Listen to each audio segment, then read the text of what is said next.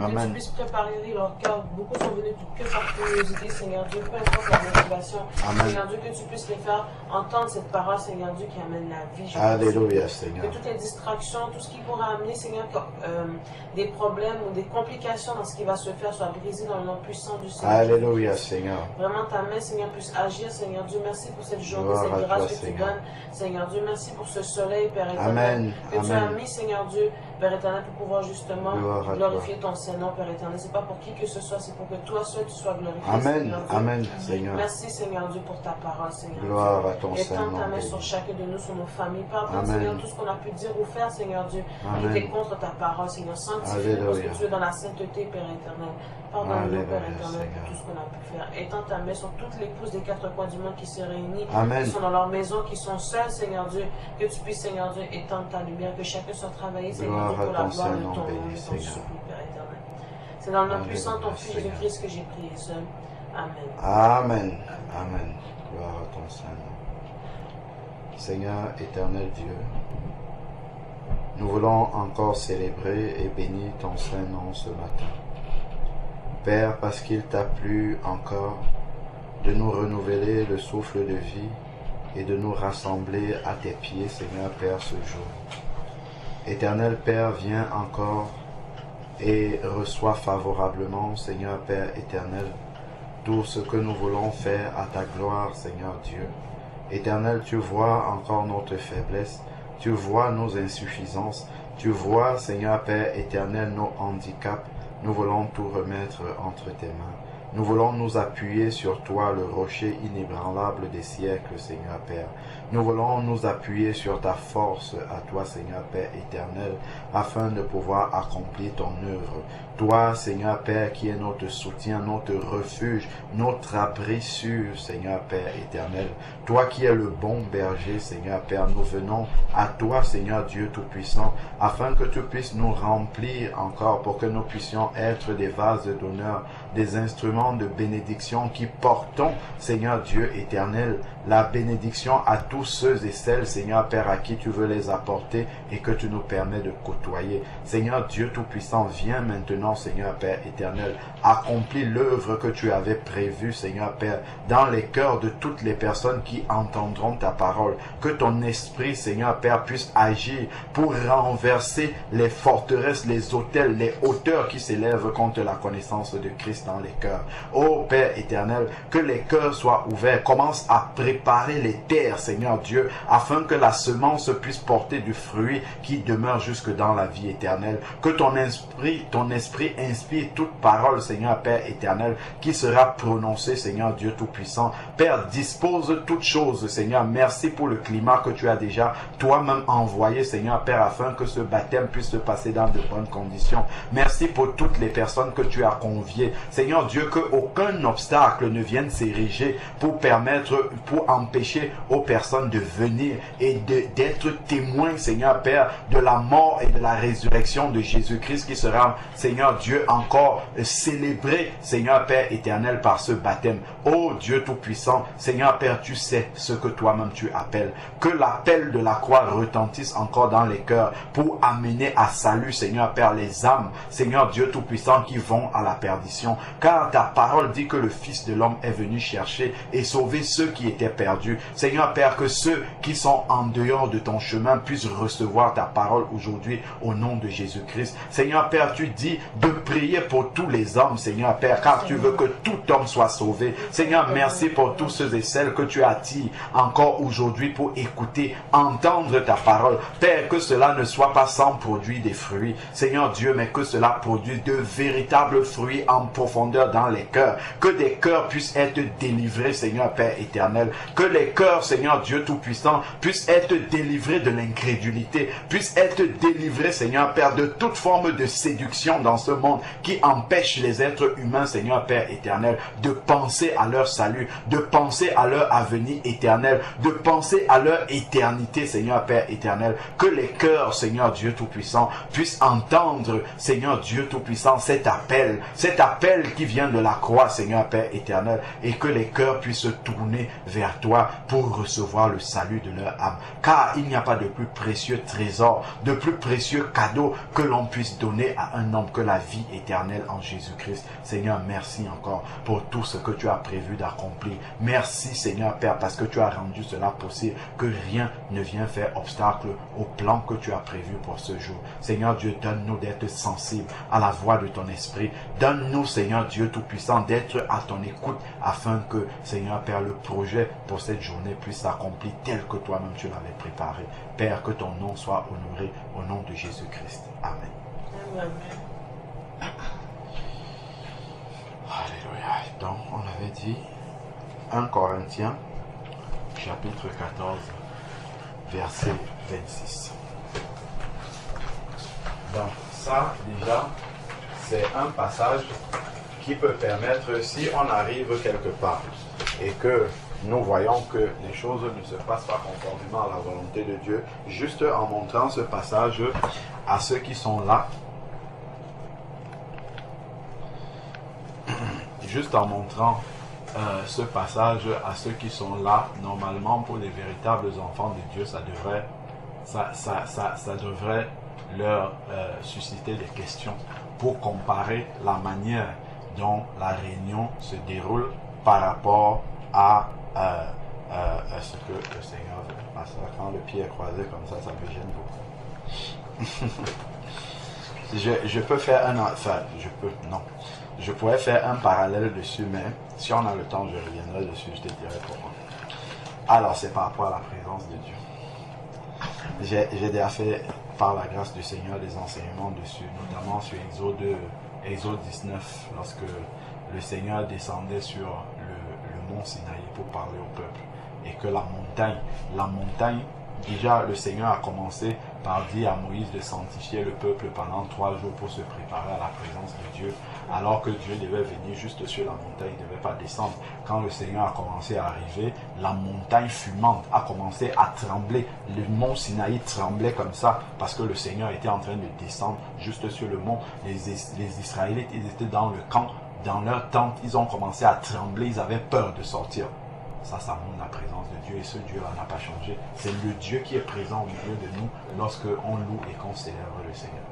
Lorsque les enfants de Dieu sont réunis, c'est ce Seigneur-là qui est là. Voilà pourquoi nous devons réaliser spirituellement la présence de Dieu et cette sainteté. C'est sûr que si Dieu se manifestait physiquement comme ça, on serait très sage dans sa présence. On serait dans une attitude de révérence dans sa présence. Et ce Dieu-là n'a pas changé. C'est juste qu'il y a eu le sacrifice de la croix entre-temps. C'est qui a apaisé le cœur de Dieu. C'est qui fait que Dieu, il est, comment dire, il est plus patient, il est plus, voilà. Avant, dans l'Ancien Testament, regardons simplement dans Lévitique chapitre 10, Nadab et Abihu, les fils de Aaron, quand ils ont amené le feu étranger dans la présence de Dieu, le Seigneur ne leur a pas donné un deuxième avertissement. Il a frappé tout de suite. Et même leur papa Aaron, il est resté bouche bée. Moïse a dit, c'est ce que l'Éternel avait dit. Tu vois, et Aaron n'a pas discuté, parce que c'était la justice de Dieu qui s'accomplissait. Donc, soyons toujours sensibles à la sainteté de Dieu manifestée par sa présence. Quand nous disons que là où 2 ou 3 sont réunis, tu es présent au milieu de nous, c'est la vraie présence de Dieu. Et soyons sensibles à ça et restons dans une attitude de révérence devant le Seigneur. Dans 1 Corinthiens chapitre 14 verset 26, il dit donc ici, que faire donc frères lorsque vous vous assemblez? Donc quand les enfants de Dieu se réunissent comme ça, qu'est-ce que nous devons faire? Il dit, chacun a-t-il un cantique? Donc ici, il y a la notion de chacun. Ça nous montre que le culte, ce n'est pas l'affaire du prédicateur. Le culte, ce n'est pas l'affaire d'un frère ou d'une sœur qui aurait une responsabilité dans l'église. C'est l'affaire de tous. C'est une réunion de famille. Dans une réunion de famille, on n'est pas censé se réunir pour écouter un des enfants de la famille parler. C'est une réunion de famille. Donc, chacun dans la famille a quelque chose à dire. Il a un morceau de pierre qu'il doit apporter pour l'édifice commun.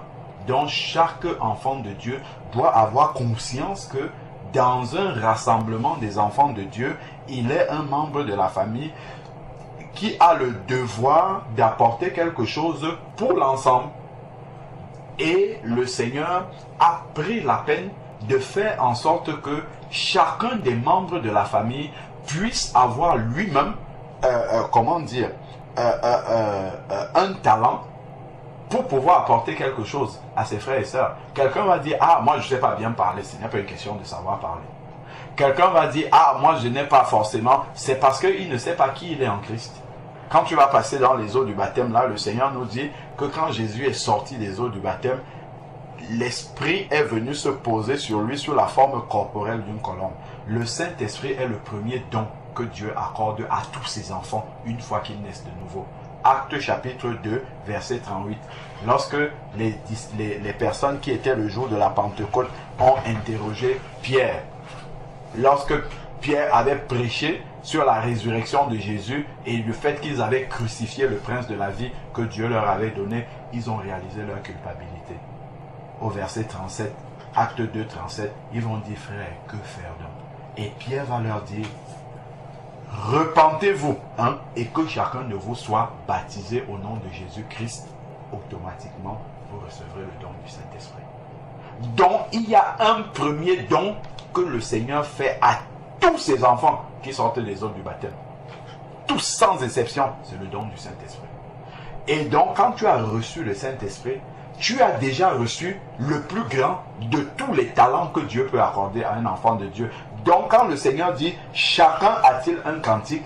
c'est parce que il t'a déjà fait don du Saint-Esprit et donc le Saint-Esprit que tu as reçu est là pour susciter ce cantique dans ta bouche.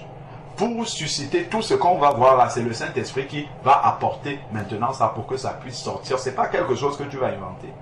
C'est quelque chose que Dieu t'a donné déjà. Et il demande juste de mettre à la disposition des autres. Donc, ce qui veut dire que lorsque je m'en vais me rassembler avec des enfants de Dieu, je ne pars pas à la réunion de famille comme quelqu'un qui part pour faire son marché, pour prendre tout ce qu'il y a à prendre et rentrer chez lui. Non, je prends le temps de prier d'abord pour demander au Seigneur de déverser en moi ce qui est nécessaire pour mes frères et sœurs, quel que soit ce que je suis dans l'assemblée, une sœur, un frère, que je prêche la parole, que je ne prêche pas, cela n'a rien à voir. Si j'ai un témoignage personnel de quelque chose que Dieu a fait dans ma vie et que je porte ce témoignage-là, ça peut guérir une sœur. Ça peut fortifier quelqu'un qui est découragé. Ça peut encourager quelqu'un qui est complètement abattu. Juste mon témoignage peut donner suffisamment de foi à quelqu'un qui est là, il reçoit sa guérison. Mais si j'arrive, je me tais, je dis non, ce que Dieu a fait, ce n'est pas tellement grand dans ma vie, je me tais, je n'aurai pas accompli la volonté de Dieu. Donc, chacun a-t-il un cantique? Ça montre déjà que tout enfant de Dieu peut intervenir et doit même, a le devoir d'intervenir dans une réunion chrétienne. Donc, ce n'est pas qu'on se réunit pour écouter quelqu'un, pour écouter la chorale, pour écouter le pasteur, non. Chaque personne qui vient là est susceptible d'apporter quelque chose pour l'édification de tout le reste. C'est important. Donc ça déjà, ça révolutionne la manière dont un enfant de Dieu va aller au culte, va aller au rassemblement. C'est que déjà en partant, il sait que je ne vais pas là-bas uniquement pour recevoir. J'ai aussi des choses à donner. Et pour donner, il faut aller prendre ça dans la présence du Seigneur. Donc je dois préparer la réunion des saints dans la prière pour que le Seigneur dépose en moi ce qui est nécessaire pour me faire à ce moment-là. C'est très important. C'est vraiment important. Ça change complètement. Ça change complètement la manière dont on se présente, dont on va au rassemblement des enfants de Dieu. Donc, pour que justement j'ai quelque chose à apporter dans la famille, il faut que j'ai été dans la présence de Dieu pour recevoir ce que j'ai à apporter, ce qu'il faut, ce que Dieu veut que j'apporte. Parce qu'en réalité, je ne suis qu'un canal, je ne suis qu'un instrument entre les mains du Seigneur. Et c'est dans ma préparation pour le rassemblement des saints que le Seigneur va déposer en moi ce qui est nécessaire pour mes frères. Pourquoi? Parce que c'est Dieu qui sonde les cœurs. C'est Dieu qui connaît les situations des uns et des autres. C'est Dieu qui connaît les besoins des uns et des autres. Donc, il n'y a que Dieu qui connaît tous ces besoins-là, alors que moi, je ne les connais pas, qui peut dire, ah, bon, tiens, sœur Jannick, pendant toute la semaine, j'ai fait beaucoup de choses dans ta vie, mais c'est spécialement de telles choses dont il faut que tu parles le dimanche. Enfin, je dis dimanche parce qu'on est rassemblés là maintenant dimanche, mais à la réunion, il faut que tu parles de ça, précisément. Ce n'est pas tout qu'il faut dire, mais c'est ça précisément que tu dois dire. Pourquoi? Parce que Dieu sait que ce que tu vas dire là, il y a une personne qui a besoin d'entendre ça aujourd'hui. Aujourd'hui, dans notre rassemblement là, il y a une personne qui a besoin de recevoir ce que toi tu vas dire là. Donc, et c'est le fait d'être connecté au Seigneur, d'avoir été dans sa présence, Dieu va t'aiguiller et te dire ce qui sera important, ce qu'il faudra. Il va trier. Parce que Dieu fait tellement de choses dans nos vies que si on voulait commencer à dire tout cela, on prendrait beaucoup de temps. Mais le Seigneur, par son esprit qu'il nous a d'abord donné, en nous, le premier équipement qu'il nous donne, va nous dire ce qui est nécessaire de pouvoir apporter. Donc, chacun a-t-il un cantique? Ça montre la responsabilité de chaque enfant de Dieu par rapport à la réunion. Parfois, quelqu'un va venir comme ça, il va suivre un culte du début jusqu'à la fin et il va commencer à murmurer, il dit « je n'ai rien reçu ». Ok, tu n'as rien reçu, qu'est-ce que tu as apporté? Qu'est-ce que tu as apporté? Le culte n'était pas l'affaire de celui qui devait prêcher. Non, le culte c'est l'affaire de tout le monde. Donc, si on ressort vide de la présence de Dieu, nous sommes tous responsables. Nous sommes tous responsables de ça parce que la réunion des saints, en fait, c'est que chacun vient apporter dans le plateau commun ce qu'il a reçu dans sa communion intime avec le Seigneur. J'ai été dans la communion intime. Moi, j'ai reçu, je ne sais pas moi, j'ai reçu un pot de lait dans la. Je prends l'exemple pour le repas parce que la parole de Dieu, c'est un repas, c'est la nourriture spirituelle. Donc, moi, j'ai reçu le pot de lait dans la présence de Dieu. Je ramène le pot de lait, je pose. Toi, dans ta prière, dans ta communion personnelle avec Dieu, toi, tu as reçu un paquet de sucre. Tu vas venir poser le sucre. Ça fait déjà qu'on peut faire un verre de lait sucré avec du sucre. La sœur Jannick, elle a reçu du pain dans sa prière. Elle va ramener l'autre frère ou l'autre sœur. Lui, c'est de la confiture qu'il a reçu, ainsi de suite. Quand on se réunit tous, le fait que chacun ait reçu un morceau, nous posons tout ça sur la table et ça permet d'avoir le petit déjeuner complet. Si celui qui a reçu le lait arrive et se tait, donc il ne pose pas le lait sur la table, ben on aura un petit déjeuner, certes, mais sans lait. Qui est pourtant un élément important, pas indispensable, mais qui est un élément important qui constitue notre petit déjeuner. C'était évité qui m'appelait. Je sais pas, en fait, elle va venir, je sais pas, 4-3-8, 4-18, je sais pas c'est de où. Elle va partir maintenant en route pour venir. Je pense que là, c'est D'accord. D'accord. D'accord. Ok. Donc, là, j'étais en train de prendre, avant que tu ne viennes l'INSEE, l'exemple de... Puisque la parole de Dieu est une nourriture, est la nourriture spirituelle que nous devons manger. C'est un repas que nous devons partager ensemble. Quand nous sommes dans la réunion des enfants de Dieu, il n'y a pas que la parole de Dieu, mais tout ce que Dieu dépose au milieu des saints, lorsqu'ils sont réunis, c'est un repas. La parole de Dieu en fait partie. Donc, imaginons, moi je vais dans la présence de Dieu, dans mon intimité avec le Seigneur me donne quelque chose.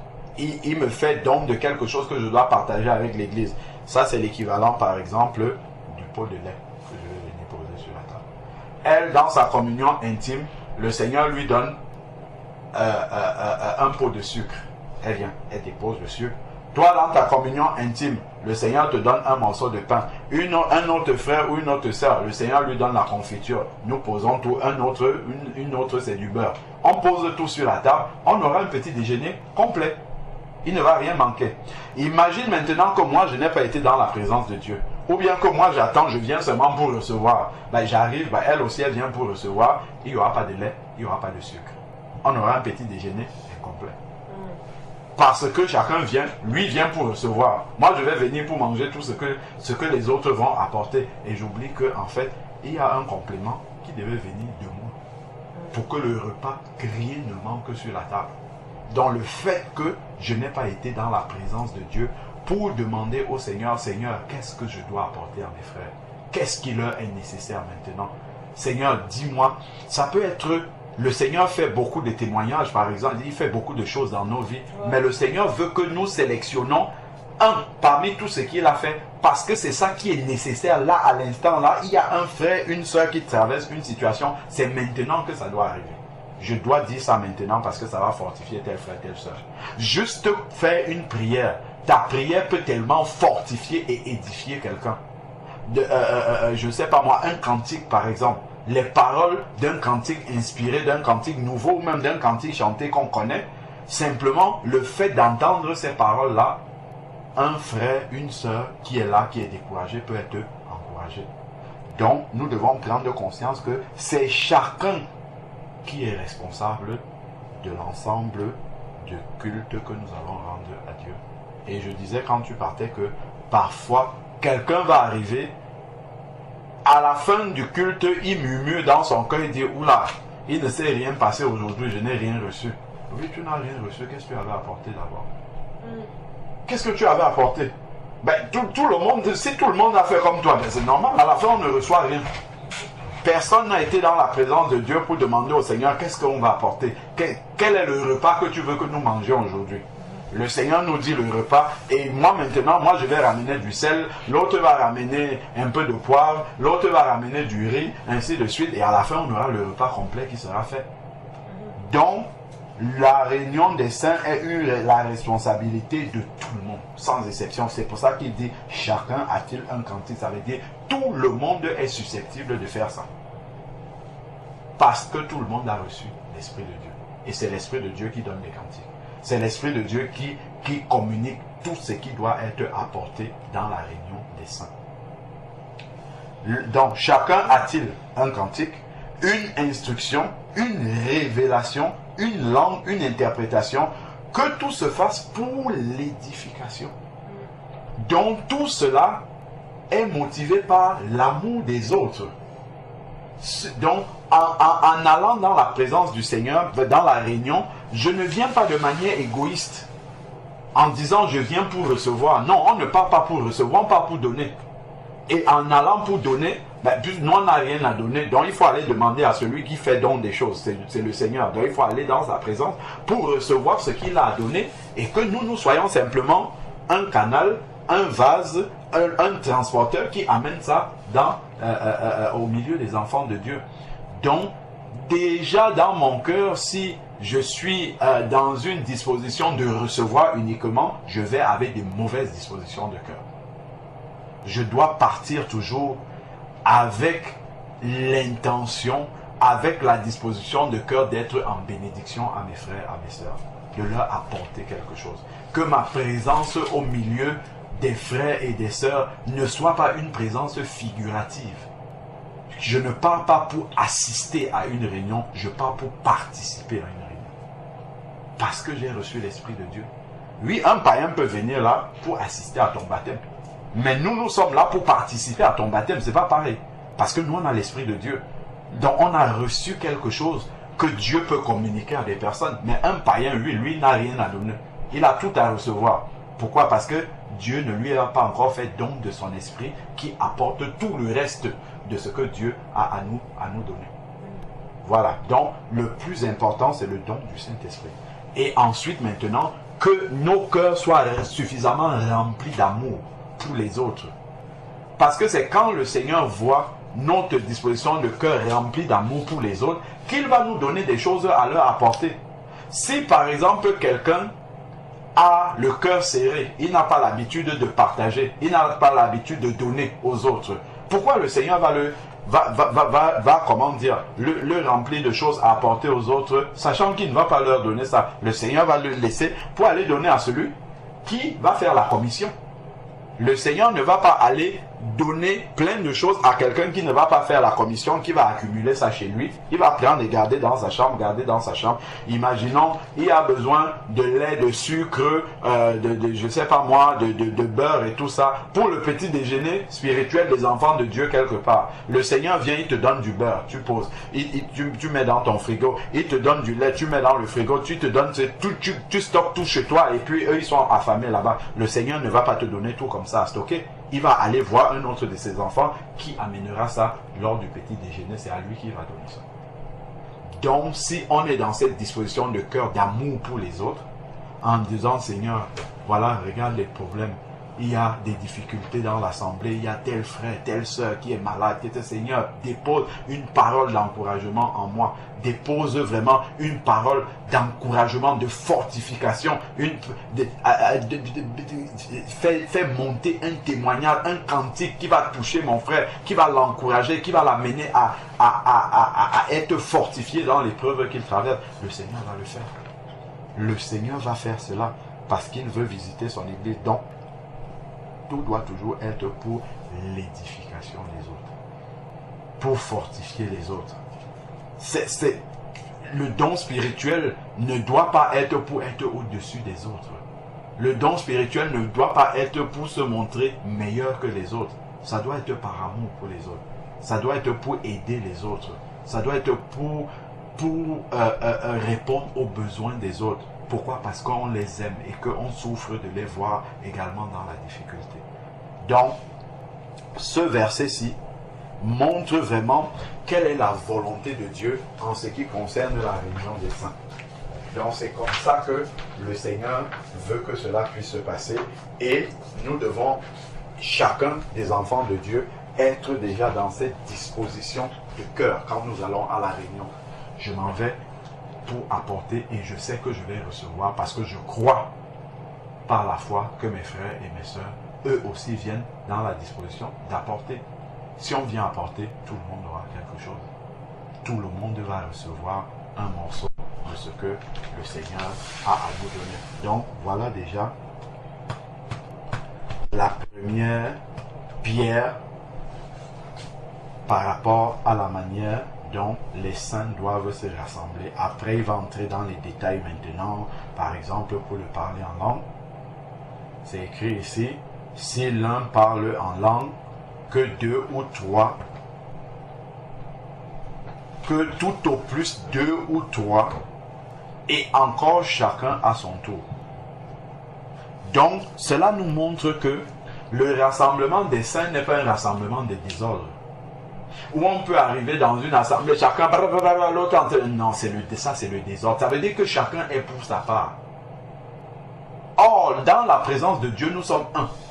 Ce n'est pas chacun pour sa part. C'est-à-dire que quand la sœur Gina va prier, il faut que je sois à l'écoute de ce qu'elle est en train de dire pour pouvoir être édifié et pouvoir dire Amen.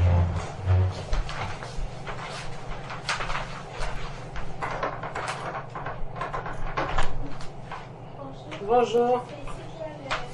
Oui, c'est bon. Oui. Anita? Oui. T'es là? Sois bénie.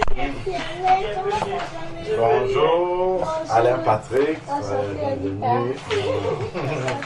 Sœur Janie. Qui nous reçoit.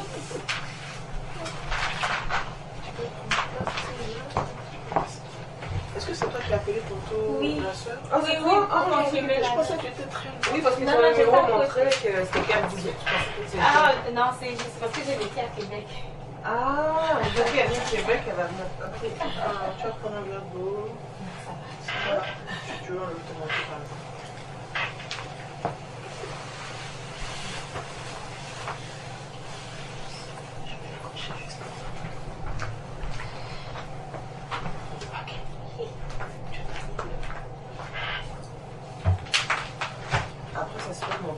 Je vais le faire asseoir à vous de C'est bien ça. Ouais, c'est ça. Non, moi j'ai...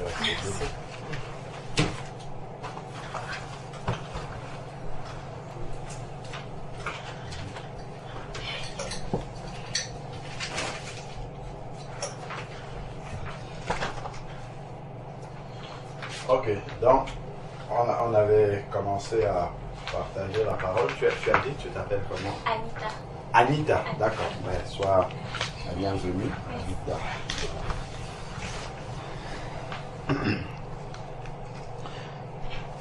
Donc, lorsque nous regardons, pour poursuivre ce qu'on était en train de dire, lorsque vous regardez 1 Corinthiens 14, 26, est-ce qu'il n'y a pas des choses par rapport à ce que vous avez l'habitude de voir dans la manière dont le culte se déroule dans beaucoup de milieux que nous fréquentons? Est-ce que vous ne voyez pas déjà un problème?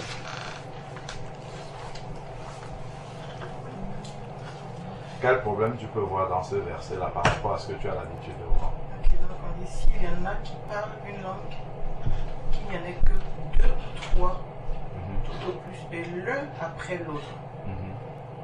Et qui, donc l'un après l'autre, nous on parle tous ensemble à la fois, le nombre de personnes qui se trouvent dans l'assemblée, c'est tous à la fois qu'on parle, alors qu'on demande de le faire l'un après l'autre. 2 ou 3 devraient le faire dans l'assemblée, et ensuite, et qu'il y en ait un qui interprète. Ok, quand il n'y a pas d'interprétation. Tu vois, ça c'est un exemple qui montre que quand ça se passe comme ça, en fait, nous sommes dans un culte égoïste. Hein? Nous sommes dans un culte qui n'est pas conforme à la volonté du Seigneur. Pourquoi? Parce que le Seigneur, ce qu'il veut, lorsque ses enfants se rassemblent, c'est que chacun puisse recevoir une portion. Tu vois? C'est que chacun puisse recevoir une portion. Donc déjà, si nous tous nous commençons à prier, même en français, sans parler de prier en langue, si nous commençons à prier tous ensemble, pendant que tu pries, je n'ai pas le temps ni l'attention disposée pour écouter ce que tu dis, pour écouter ce que la sœur dit, parce que je suis en train de dire aussi des choses, et donc personne ne s'écoute, et personne n'est édifié par personne. Or, ce n'est pas le but du rassemblement. Le but du rassemblement, c'est que Dieu a déposé quelque chose en elle, qu'elle doit apporter. Dieu a déposé en toi, que tu dois apporter. Dieu a déposé en l'autre. Donc, quand je prie et que vous vous taisez, c'est pour recevoir ce que Dieu a déposé chez moi. Donc, j'élève la prière. Non seulement c'est pour nous tous, vers le Seigneur, mais en même temps, c'est pour que ça vous édifie. Donc, lorsque vous allez écouter ce que j'ai dit, vous pourrez dire Amen et vous serez édifiés par ce que j'ai dit. Alors que si on était tous en train de parler, personne n'écoute l'autre et toutes ces édifications qui sont pourtant des édifications que nous sommes en train de dire ne bénéficieraient à personne.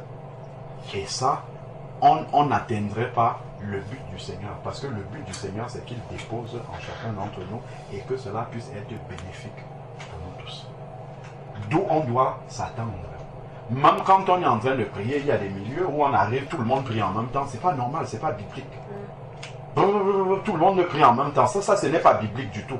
Parce que ce n'est pas pour l'édification de l'ensemble. Quand toi, tu commences à... D'ailleurs, il va le dire après là. Regardons le verset... Bon, on saute le 28, on va revenir sur le 28. Il dit pour les prophètes que 2 ou 3 parlent et que les autres jugent. Un autre assistant, verset 30, a-t-il une révélation que le premier se taise? Donc, au moment où la sœur Gina est en train de prier, si toi, il te monte une parole, après il va même dire l'esprit des prophètes est soumis aux prophètes. C'est-à-dire, toi, tu vas attendre, même si ça veut monter une prière, tu vas attendre que Gina ait fini, qu'on ait écouté. Et ça montre que nous sommes conduits par l'Esprit de Dieu. Parce que l'Esprit de Dieu est un esprit de tempérance. Il est tempérant, il n'est pas embrouillé, il n'est pas dans le désordre. C'est un esprit qui amène la bienséance lorsque les enfants de Dieu sont réunis entre eux. Donc, l'Esprit de Dieu n'est pas un esprit de désordre.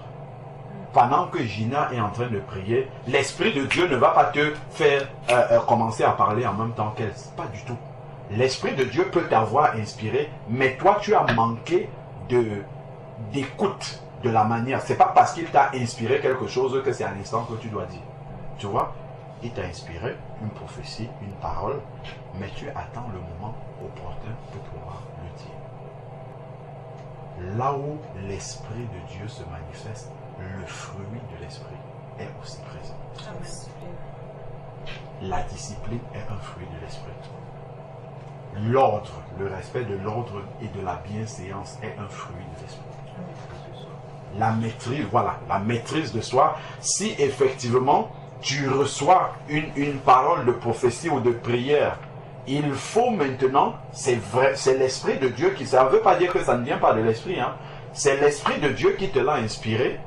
Mais maintenant, comme tu as l'esprit, le fruit de l'Esprit aussi normalement en toi, tu dois faire preuve maintenant de patience, de jugeote, juger le bon moment pour apporter ton message. Donc tu vas attendre que la sœur ait fini de prier. Quand elle a fini, elle s'est arrêtée, on a dit Amen. Donc on a tous reçu l'édification. Là, toi, tu vas parler maintenant. C'est ça. L'esprit des prophètes est soumis aux prophètes. C'est parce que le fruit de l'esprit, c'est effectivement la maîtrise de soi. C'est pas parce que l'Esprit de Dieu t'a inspiré quelque chose que tu ne peux plus te maîtriser. Tu te maîtrises, tu attends le moment opportun pour pouvoir l'apporter. Et ça, l'amour est un fruit de l'esprit. Dans Galates 5, 24, l'amour, c'est un fruit de l'esprit. Et tu le fais, c'est par amour pour les autres. Parce que si tu apportes dans le désordre, en fait, les autres ne vont pas le recevoir, ils ne vont pas être édifiés. Mais comme tu aimes suffisamment ceux avec qui tu es rassemblé, tu vas attendre qu'ils soient dans de bonnes dispositions pour recevoir ce que tu as à dire, pour recevoir ce que tu as reçu du Seigneur. Et donc tu vas le dire au moment opportun où ils sont le plus disposés possible, c'est-à-dire quand personne n'est en train de parler. Tu vas apporter ça. Et ça, c'est une manifestation de l'amour. C'est une manifestation de l'amour du prochain. Or, le Seigneur nous dit que le plus grand de tous les commandements, c'est tu aimeras le Seigneur ton Dieu de tout ton cœur, de toute ton âme, de toute ta pensée. Et le second qui lui est semblable, tu aimeras ton prochain comme toi. Donc, si tu aimes ton prochain comme toi-même, tu vas attendre qu'il soit bien disposé pour lui apporter la provision du Seigneur. Tu ne vas pas venir déverser parce que bon, il faut déverser, tu déverses, qu'il ait reçu ou pas, cela ne t'importe pas. Non, ce n'est pas comme ça que tu vas faire. Donc, tout ça, ça nous montre vraiment comment le Seigneur a prévu que le rassemblement des enfants de Dieu se passe. Donc, avant même d'arriver sur la partie de bienséance, on a dit chacun a-t-il un cantique. Tu vois, donc ce n'est pas une affaire d'un groupe de personnes qu'on dirait, voilà le groupe de louanges, voilà la chorale là-bas. Parce que quand on dit ça, c'est comme s'il n'y a que eux qui ont le don du Saint-Esprit. Alors que tout le monde là, l'Esprit de Dieu peut inspirer à tout le monde. Ce n'est pas une catégorie de personnes qui sont habilitées alors que tout le monde a reçu le don du Saint-Esprit. Donc c'est important. Là on voit, quand tu lis seulement ça ici, ou bien qu'on vient s'asseoir et puis on écoute une seule personne qui parle. Qui peut être le prédicateur ou bien, je ne sais pas moi, le conducteur, le modérateur ou tout ce qu'on veut. Et ça, c'est contraire à cette parole-ci. 1 Corinthiens 14, 26 dit, chacun de vous, chacun, lorsque vous vous assemblez, a-t-il un cantique dont tout le monde est capable d'apporter un cantique, pas un groupe de personnes. Une instruction, une révélation, une langue, une interprétation, tout ça doit toujours se faire pour l'édification. Donc, voilà un peu déjà la première partie. Donc après il a parlé des prophéties, il a parlé des interprètes. D'ailleurs, comme tu disais tout à l'heure là, il dit que 2 ou 3 au plus, nous sommes au verset 27, ceux qui parlent en langue. Si l'un parle en langue, tout au plus 2 ou 3 et chacun à son tour. Pourquoi chacun à son tour? Parce que ça doit toujours être pour l'édification. Si tout le monde a parlé en même temps, on ne sait pas qui a dit quoi, qu'est-ce que ça signifie, et c'est le désordre. Au final, on va sortir, celui qui a parlé, lui, il est content d'avoir parlé, mais ça n'a édifié personne. Ça n'a rien apporté à personne. Donc, en fait, il n'est pas dans une disposition d'amour pour les autres. Donc, alors que le Seigneur dit 2 ou 3, et maintenant, il faut qu'il y ait un interprète. Parce que si tout le monde parle, chacun parle, on ne sait pas ce que Dieu a dit, mais à la fin, ça n'aide personne du tout. Or, ce que le Seigneur dit ici, il faut qu'il y ait un interprète. Absolument. Si c'est à haute voix, il faut qu'il y ait un interprète ici, d'après ce qu'il est en train de dire. il dit s'il n'y a pas d'interprète. Donc, le parler en langue peut te brûler, ça monte, et toi tu penses que ça s'adresse à tout le monde, tu commences à parler à haute voix, mais si tu te rends compte, si tu ne reçois pas l'interprétation, ou tu te rends compte qu'il n'y a personne qui interprète, il faut que tu baisses le ton. Ça veut dire que ce n'est pas pour l'assemblée, ce que tu es en train de dire, c'est pour ton édification personnelle. Parce que d'après le verset 4, celui qui parle en langue, 1 Corinthiens 14, 3, celui qui parle en langue s'édifie lui-même, c'est-à-dire qu'il se charge comme une batterie. Donc ça veut dire que c'est pour ton propre ressourcement spirituel, c'est pas un message qui s'adresse à l'église. Donc il faut que tu baisses le ton, parce que là en fait tu vas apporter le désordre dans l'église. Donc, si on parle à haute voix en langue dans l'assemblée, il faut qu'on interprète parce que c'est un message qui s'adresse à l'église. Et il faut que l'église sache ce que Dieu est en train de leur dire. Donc, c'est déjà ces premiers points-là qu'il faut prendre en compte dans le rassemblement des saints. Ne jamais oublier que c'est pour l'édification des autres. C'est très très important. Donc parfois, on vient égoïstement. Il y a beaucoup d'égoïsme en fait dans les rassemblements chrétiens parce que déjà, quand tu viens pour recevoir, quand dans ta pensée tu viens en te disant je viens pour recevoir, je suis déjà égoïste. Je suis déjà égoïste de venir. Bonjour mon frère, comment tu vas? J'avais bien quoi? Oui, ça va bien. Voilà. Ça c'est la sœur Anita. La sœur Jo. Voilà. Donc, il faut déjà venir dans un but de donner. Merci. Sœur Lindsay, tu as la nouvelle Bible. La Bible. C'est. Ah oui, elle est partie. Moi j'ai pas de la sur Ah, ok, Tu as une autre Bible? Moi, je vais noter. Je suis avec Anita. Attends, sinon je te donne mon téléphone si tu veux. Je suis avec Anita. D'accord. C'est petit. C'est toi qui me disais que c'est petit, non? Sa Bible, c'est écrit petit. Ah, je ferai ça. Ok. Je te donne mon téléphone. Ouais. C'est fermé là, je commence à me battre avec ça. Alors, hop. Ça va, ça a été le week-end? Ouais, ça a été toi? Oui, Le mariage. oui, le mariage s'est très bien passé par la grâce de Dieu. Ouais, Ça a été. Seigneur. Ouais. On était en train de lire 1 Corinthiens chapitre 14. On était au verset 26. Voilà, c'est ça. 1 Corinthiens 14, 26. Donc, si on peut, s'il y a quelque chose d'important de retenir dans le rassemblement des enfants de Dieu, c'est toujours de réaliser que lorsque je vais dans une réunion chrétienne, je ne vais pas en premier lieu avec l'intention de recevoir, je vais avec l'intention de donner. Je vais avec l'amour pour les autres, pour mon prochain. Et quand je suis dans cette disposition-là, le Seigneur va me donner toujours pour que j'en ai suffisamment pour donner aux autres. Mais si je suis dans une attitude d'un receveur, le Seigneur, parce que le Seigneur, lui, veut bénir son Église. Il veut que j'apporte aux autres. Il veut que je donne aux autres. C'est pour ça qu'il va m'alimenter, pour que je puisse alimenter les autres.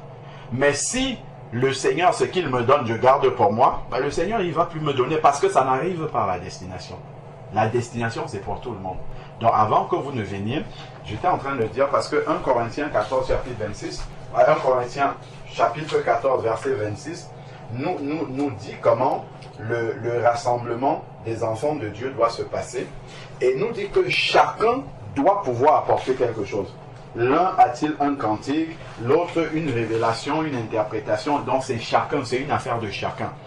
Et lorsque on se réunit, j'expliquais aux autres, c'est juste pour faire un résumé. En fait, c'est que Dieu veut nourrir son peuple. Lorsqu'on est rassemblés comme ça, Dieu veut nourrir son peuple.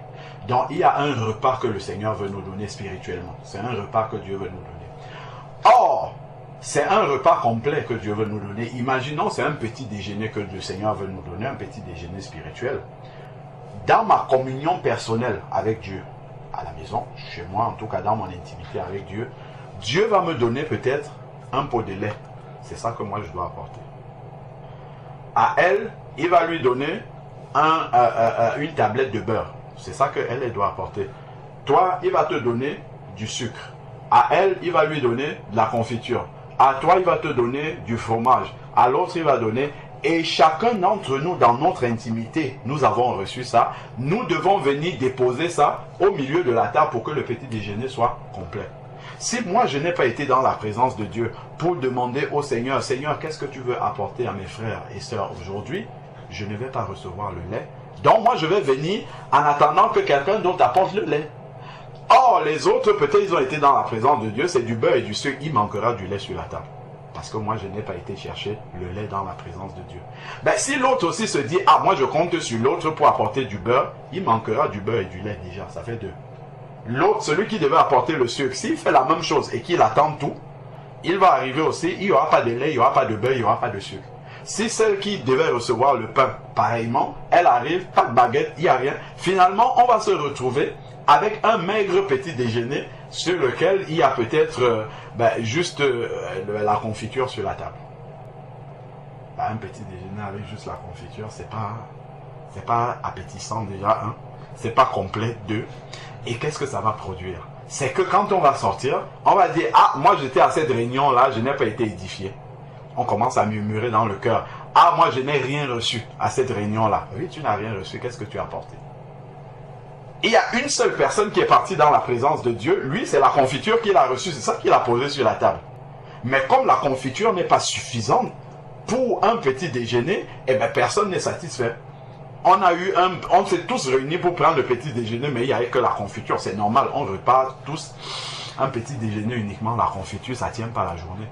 Donc voilà, on repart frustré. Alors que si tout le monde avait été dans la présence de Dieu et était venu avec ce que Dieu lui a donné et avait déposé sur la table. Parce que je peux venir, là où nous sommes réunis pour prendre le petit déjeuner, j'ai le lait dans ma sacoche et je garde le lait là-dedans. Je ne sens pas le lait pour poser sur la table. Donc quand je suis réuni, je dois ouvrir la bouche et laisser sortir ce que Dieu dépose dans sur ma bouche pour les autres. Et ça, c'est quelque chose que j'ai reçu dans mon intimité avec Dieu. D'où la nécessité de développer son intimité avec le Seigneur. C'est d'abord pour nous soutenir spirituellement, mais c'est aussi pour les frères et sœurs avec lesquels je suis. Parce que Dieu ne donne pas tout à une personne. Dieu ne va pas aller et donner la confiture, le fromage, le lait, le sucre à une même personne. Non. Il distille ça entre ses enfants pour que nous soyons dépendants les uns les autres. C'est pour ça qu'il parle du corps de Christ comme notre corps physique est là. Le doigt ici, s'il n'est pas greffé au corps, ne peut pas recevoir le sang pour continuer à circuler. Ne peut pas recevoir les informations du cerveau pour commencer à bouger comme ça. Il faut qu'il soit connecté au corps. Donc, il est dépendant des nerfs déjà qui passent par là pour transmettre l'information au cerveau. Il est dépendant du sang qui va arriver là. Le sang lui-même est dépendant du cœur qui doit répandre, pousser le sang partout. Donc, nous sommes dépendants complètement les uns des autres. Il n'y a pas un morceau. Et comme on disait tout à l'heure, le Seigneur ne prend pas des images pour nous expliquer les choses spirituelles alors qu'il n'y a pas une vraie relation entre les deux. Quand on regarde les membres du corps, il n'y a aucun qui est tout seul, coupé comme ça et puis il est tout seul de son côté. Non, si tu coupes le doigt, il meurt. Donc, tout est lié les uns avec les autres. C'est comme ça que le corps de Christ est. Nous sommes liés les uns aux autres. Chacun a un petit morceau du fonctionnement global du corps. Un petit morceau chacun. Et chacun doit jouer ce rôle-là. Si le doigt, en général, une maladie, c'est quoi? Qu'est-ce qui provoque une maladie dans le corps? C'est qu'il y a un organe qui ne fonctionne plus. C'est qu'un organe ne joue plus son rôle. Et c'est la même chose dans le corps de Christ. si je ne joue pas mon rôle, si je ne vais pas dans la présence de Dieu pour recevoir ce que j'ai à apporter, le petit membre là ne joue plus son rôle et ça handicape le reste du corps. Je vais nous donner un exemple, un petit exemple que ma belle-sœur, ma belle-sœur était partie pour jeter une poubelle. Et elle est arrivée dans la poubelle, elle jette le plastique, elle n'a pas fait attention. Il y avait une boîte de conserve qu'on avait jetée dans la poubelle qu'elle n'avait pas vue. Et en enlevant comme ça a tranché son doigt. Ça a tranché complètement son doigt, elle a été opérée. C'est le dernier petit doigt, dernier petit. Quand on regarde sur tous les 10 doigts et par rapport à la proportion du corps, la grandeur du corps par rapport à la taille de celui-ci, on pense que lui, il n'a pas une grande fonction. Mais, à cause de son petit doigt là qui n'était plus fonctionnel, elle ne pouvait pas prendre sa douche. C'est son mari qui devait l'aider. Elle ne pouvait plus s'habiller toute seule. C'est son mari qui devait l'habiller. Et regardons tout le temps qu'elle devait perdre maintenant et la dépendance qu'elle avait vis-à-vis de son mari pour se prendre sa douche, pour s'habiller, pour faire les tâches ménagères, et elle était handicapée, alors que ce n'est que ce petit doigt-là qu'elle pouvait négliger au quotidien. Elle se dit, lui, c'est même à quoi il est là, pourquoi? Mais juste parce que ce petit doigt-ci était handicapé et ne faisait plus son travail, tout le reste du corps était ralenti, était handicapé, infirme à cause du petit-là. Ça nous montre vraiment comment nous sommes dépendants dans le corps de Christ. Si un seul membre ne fait pas ce que Dieu attend de lui, le reste du corps est paralysé. Et ça, souvent, c'est une responsabilité que nous avons, dont nous n'avons pas conscience. Nous pensons que c'est le pasteur qui doit tout faire. Nous pensons que c'est tel frère qui doit tout faire, telle sœur qui doit tout faire. Non. Nous sommes tous responsables entièrement de l'œuvre du Seigneur. C'est pour ça qu'il nous dit ici, 1 Corinthiens 14, 26, chacun a-t-il un cantique. Donc chacun de nous est responsable de ce que nous devons apporter dans le rassemblement des saints pour que tout le travail que le Seigneur veut faire, que cela ne soit pas handicapé parce qu'un membre n'a pas joué son rôle. Donc nous devons prendre conscience de ça et chacun travailler sa communion personnelle avec Dieu pour jouer pleinement son rôle dans le corps de Christ par amour pour les autres, afin que tout le monde puisse recevoir ce qui lui est nécessaire, ce que Dieu a prévu, et que le corps de Christ ne soit pas handicapé. Amen. Donc ça, c'est important déjà de réaliser que c'est comme cela que le Seigneur enseigne la manière dont le rassemblement des enfants de Dieu doit se passer et la responsabilité que chaque enfant de Dieu a. Et ça, déjà, on peut comprendre que pour que ça soit comme ça, c'est pas pour rien que Jésus n'avait que 12 disciples. Pour que ça puisse marcher comme ça, il faut que nous soyons un petit nombre. Si on est un grand nombre, ça va être très difficile. Plus on est nombreux, moi je compte sur l'autre, l'autre compte sur l'autre, l'autre compte sur l'autre, et puis chacun vient, il s'assoit comme un spectateur et il attend.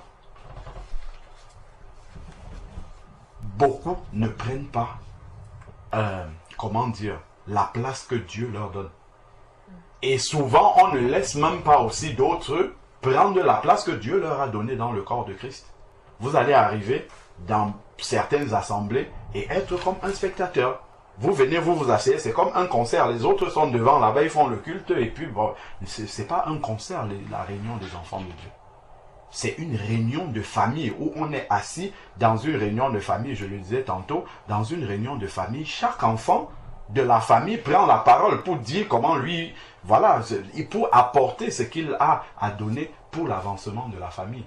C'est comme ça que le Seigneur a prévu que la réunion puisse se passer comme il était avec ses disciples. Il était au milieu de ses disciples. Il n'était pas sur une estrade là-bas et les disciples ailleurs. Non, il était au milieu d'eux. Il était parmi eux. Et c'est comme ça que l'esprit de famille, en fait, était entretenu entre les enfants de Dieu. Amen. Voilà pour la première partie. Est-ce que vous avez des questions déjà sur la manière dont le Seigneur dit que ses enfants doivent se réunir? Et juste aussi, pour rappel, pour ceux qui sont arrivés après, comme le Seigneur nous dit là dans 1 Corinthiens 14, 26, que chacun doit pouvoir apporter quelque chose lorsque nous sommes rassemblés, ce n'est pas quelque, je vais dire avant que vous veniez, ce n'est pas quelque chose qu'il doit inventer ou qu'il doit créer, c'est quelque chose que Dieu lui donne. Et Dieu commence par donner à chacun de ses enfants sans exception un don, c'est le don du Saint-Esprit. Lorsque on naît de nouveau, Actes chapitre 2 verset 38, repentez-vous, 1, et que chacun de vous soit baptisé au nom de Jésus, 2, et vous recevrez le don du Saint-Esprit, 3. C'est la première chose que Dieu fait lorsque quelqu'un sort des eaux du baptême, c'est qu'il lui accorde le don du Saint-Esprit. Parce que toute sa marche, c'est avec le Saint-Esprit qu'il va aller communiquer. C'est le Saint-Esprit qui est l'équipement qui lui permet de communiquer avec Dieu et de recevoir ce que Dieu a à lui donner. Et également, c'est l'Esprit de Dieu qui va lui dire, c'est le bon moment maintenant pour donner ce que tu as reçu. C'est l'Esprit de Dieu qui va faire ça. C'est pour ça que Dieu lui accorde son Saint-Esprit. C'est une des raisons. L'autre raison, c'est effectivement pour marcher dans la sainteté. Pour marcher loin du péché. Parce que l'Esprit de Dieu a été donné, Jean 16, verset 8, pour convaincre de péché, de justice et de jugement. Pour marcher dans la sainteté. Le Saint-Esprit est la nature de Dieu qui vient habiter en nous lorsqu'on est repenti de ses péchés. C'est ça. Et il vient nous faire craindre le péché. Il vient nous faire haïr le péché.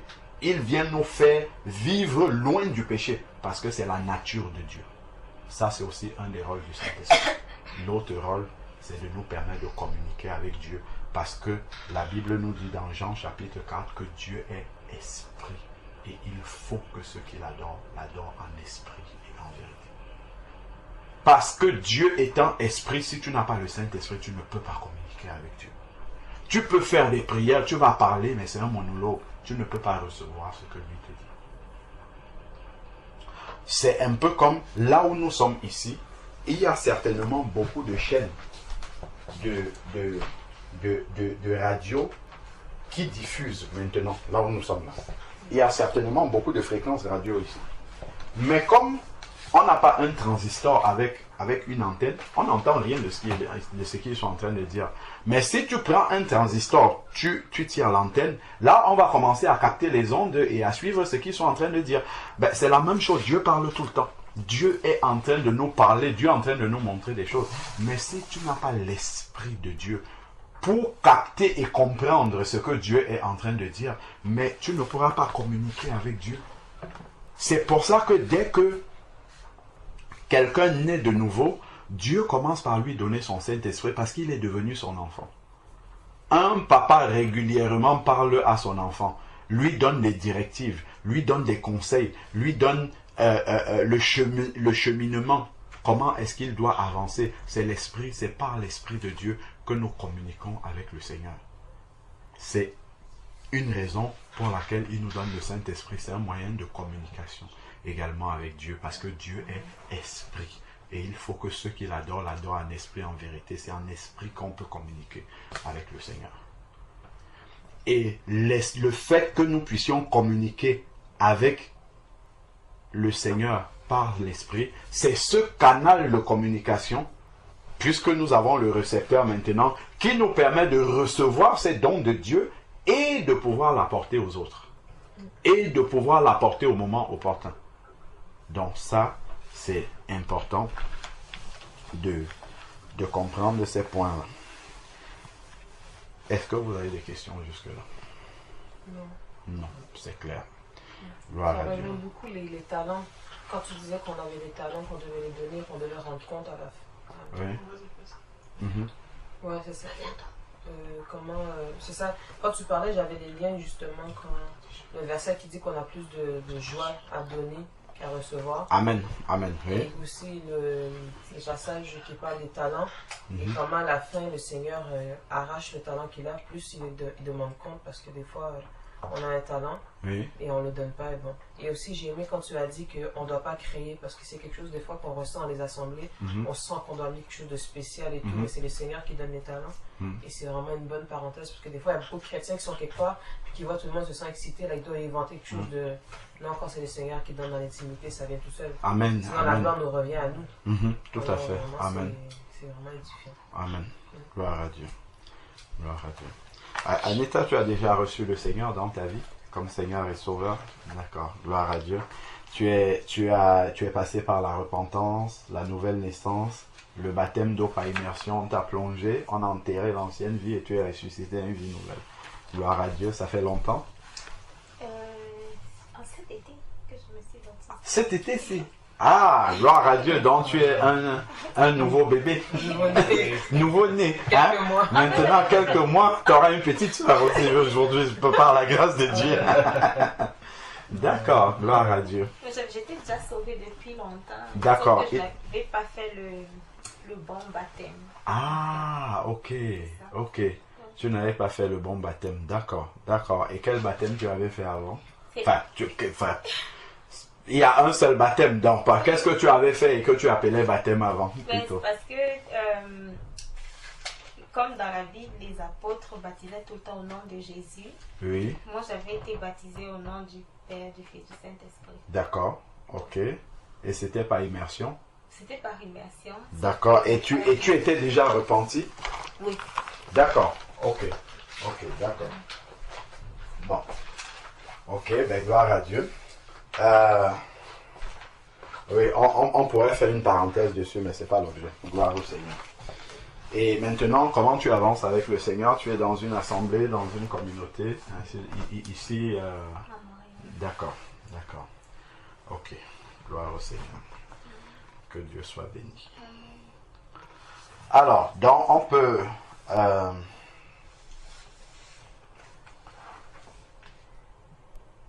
regarder la signification du baptême, tout ça, tu le sais?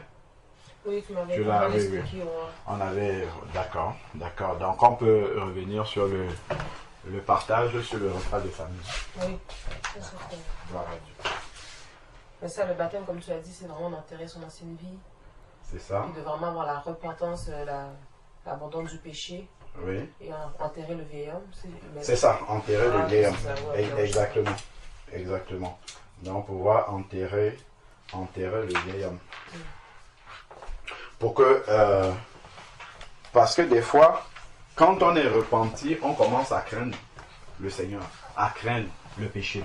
Mais, le fait de ne pas être passé dans les eaux du baptême, il y a encore, comme je l'expliquais l'autre jour à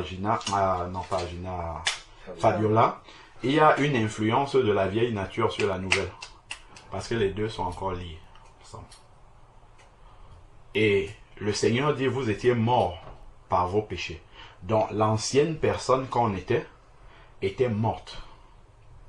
Parce qu'elle péchait. Et elle avait la nature de péché. Donc, et la nouvelle personne, elle là, parce qu'on est repenti, est prête à vivre. Mais seulement si tu portes un cadavre sur ton dos, eh ben le cadavre va commencer, parce que ça sent mauvais, à déjà empester celui qui est en bonne santé. Et sa décomposition va commencer à attaquer celui qui est sain. Et même celui qui est sain va aussi tomber dans la mort. Donc voilà pourquoi, une fois qu'on est repenti rapidement, il faut enterrer l'ancienne personne. Donc on te plonge dans les eaux du baptême, c'est l'enterrement de l'ancienne vie. Et on prononce le nom de Jésus, la puissance du nom de Jésus. Quand on te plonge dans les eaux du baptême, on t'ensevelit au nom de Jésus. En prononçant le nom de Jésus, cela a la puissance spirituelle de séparer l'ancienne vie de la nouvelle vie. L'ancienne vie reste dans les eaux du baptême et c'est une nouvelle personne qui sort et qui a le don du Saint-Esprit et qui peut marcher dans la sainteté. C'est ça le baptême. C'est une nouvelle personne qui sort et c'est aussi un engagement de bonne conscience devant Dieu. C'est-à-dire que quand tu t'es repenti, ça se passe dans l'intimité entre Dieu et toi. Mais maintenant, Dieu veut qu'il y ait une un engagement public de ta foi devant les anges, devant l'église du Seigneur, mais aussi devant le diable. Parce que le diable ne voit pas ta repentance, il n'en est pas conscient. Donc il faut que publiquement, tu montres au diable que tu as abandonné son royaume et que tu as choisi le royaume de Dieu. Voilà pourquoi le diable combat toujours le baptême d'eau, pas immersion. Il combat l'enterrement.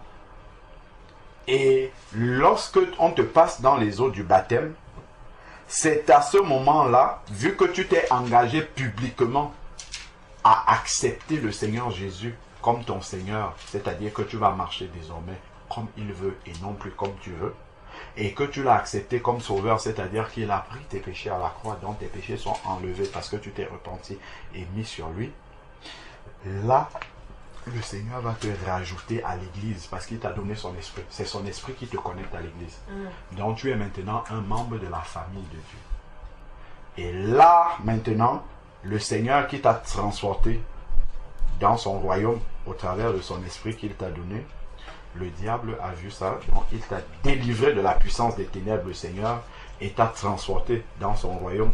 Et maintenant que le diable a vu que tu es parti, tu ne lui appartiens plus du tout. Et comme tu es un enfant de Dieu, le Seigneur nous dit dans Luc chapitre 10, verset 19, « Je vous ai donné la puissance de marcher sur les serpents, les scorpions et sur toute la puissance de l'ennemi et rien ne pourra vous nuire. » Maintenant que publiquement devant le diable, tu as montré, tu as témoigné, tu as pris l'engagement que tu n'appartiens plus à son royaume, que tu appartiens au royaume de Dieu, c'est là où Dieu te scelle de tous ces dons-là. Afin que tu aies l'autorité sur le diable. Quand tu vas venir devant le diable, tu lui dis « Au nom de Jésus, je te chasse ». Le diable est obligé de partir parce qu'il a été témoin de ton baptême. Il a vu que tu as témoigné publiquement que tu ne lui appartiens plus. Il n'a rien pour contester avec ça. Mais quand tu n'es pas encore engagé dans les eaux du baptême, tu viens, tu chasses au nom de Jésus, le diable peut contester avec cela. Il peut dire au Seigneur, pourquoi est-ce qu'elle va avoir l'autorité sur moi alors qu'elle n'est même pas engagée vis-à-vis de toi? C'est pour cette raison-là que les apôtres n'attendaient pas 8 mois pour baptiser les personnes.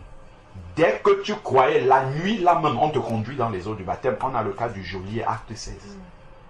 Ils n'attendent pas le matin. Si tu reçois le Seigneur, là, tu te repens. Tout de suite, on t'amène à la rivière, on te baptise. Tout de suite, c'est fait. Parce qu'ils savaient que, un, Jésus peut revenir là, tout de suite. Deux, tu n'as pas d'autorité sur le diable, même si tu es repenti. Parce que le diable a quelque chose qu'il peut contester dans ta vie.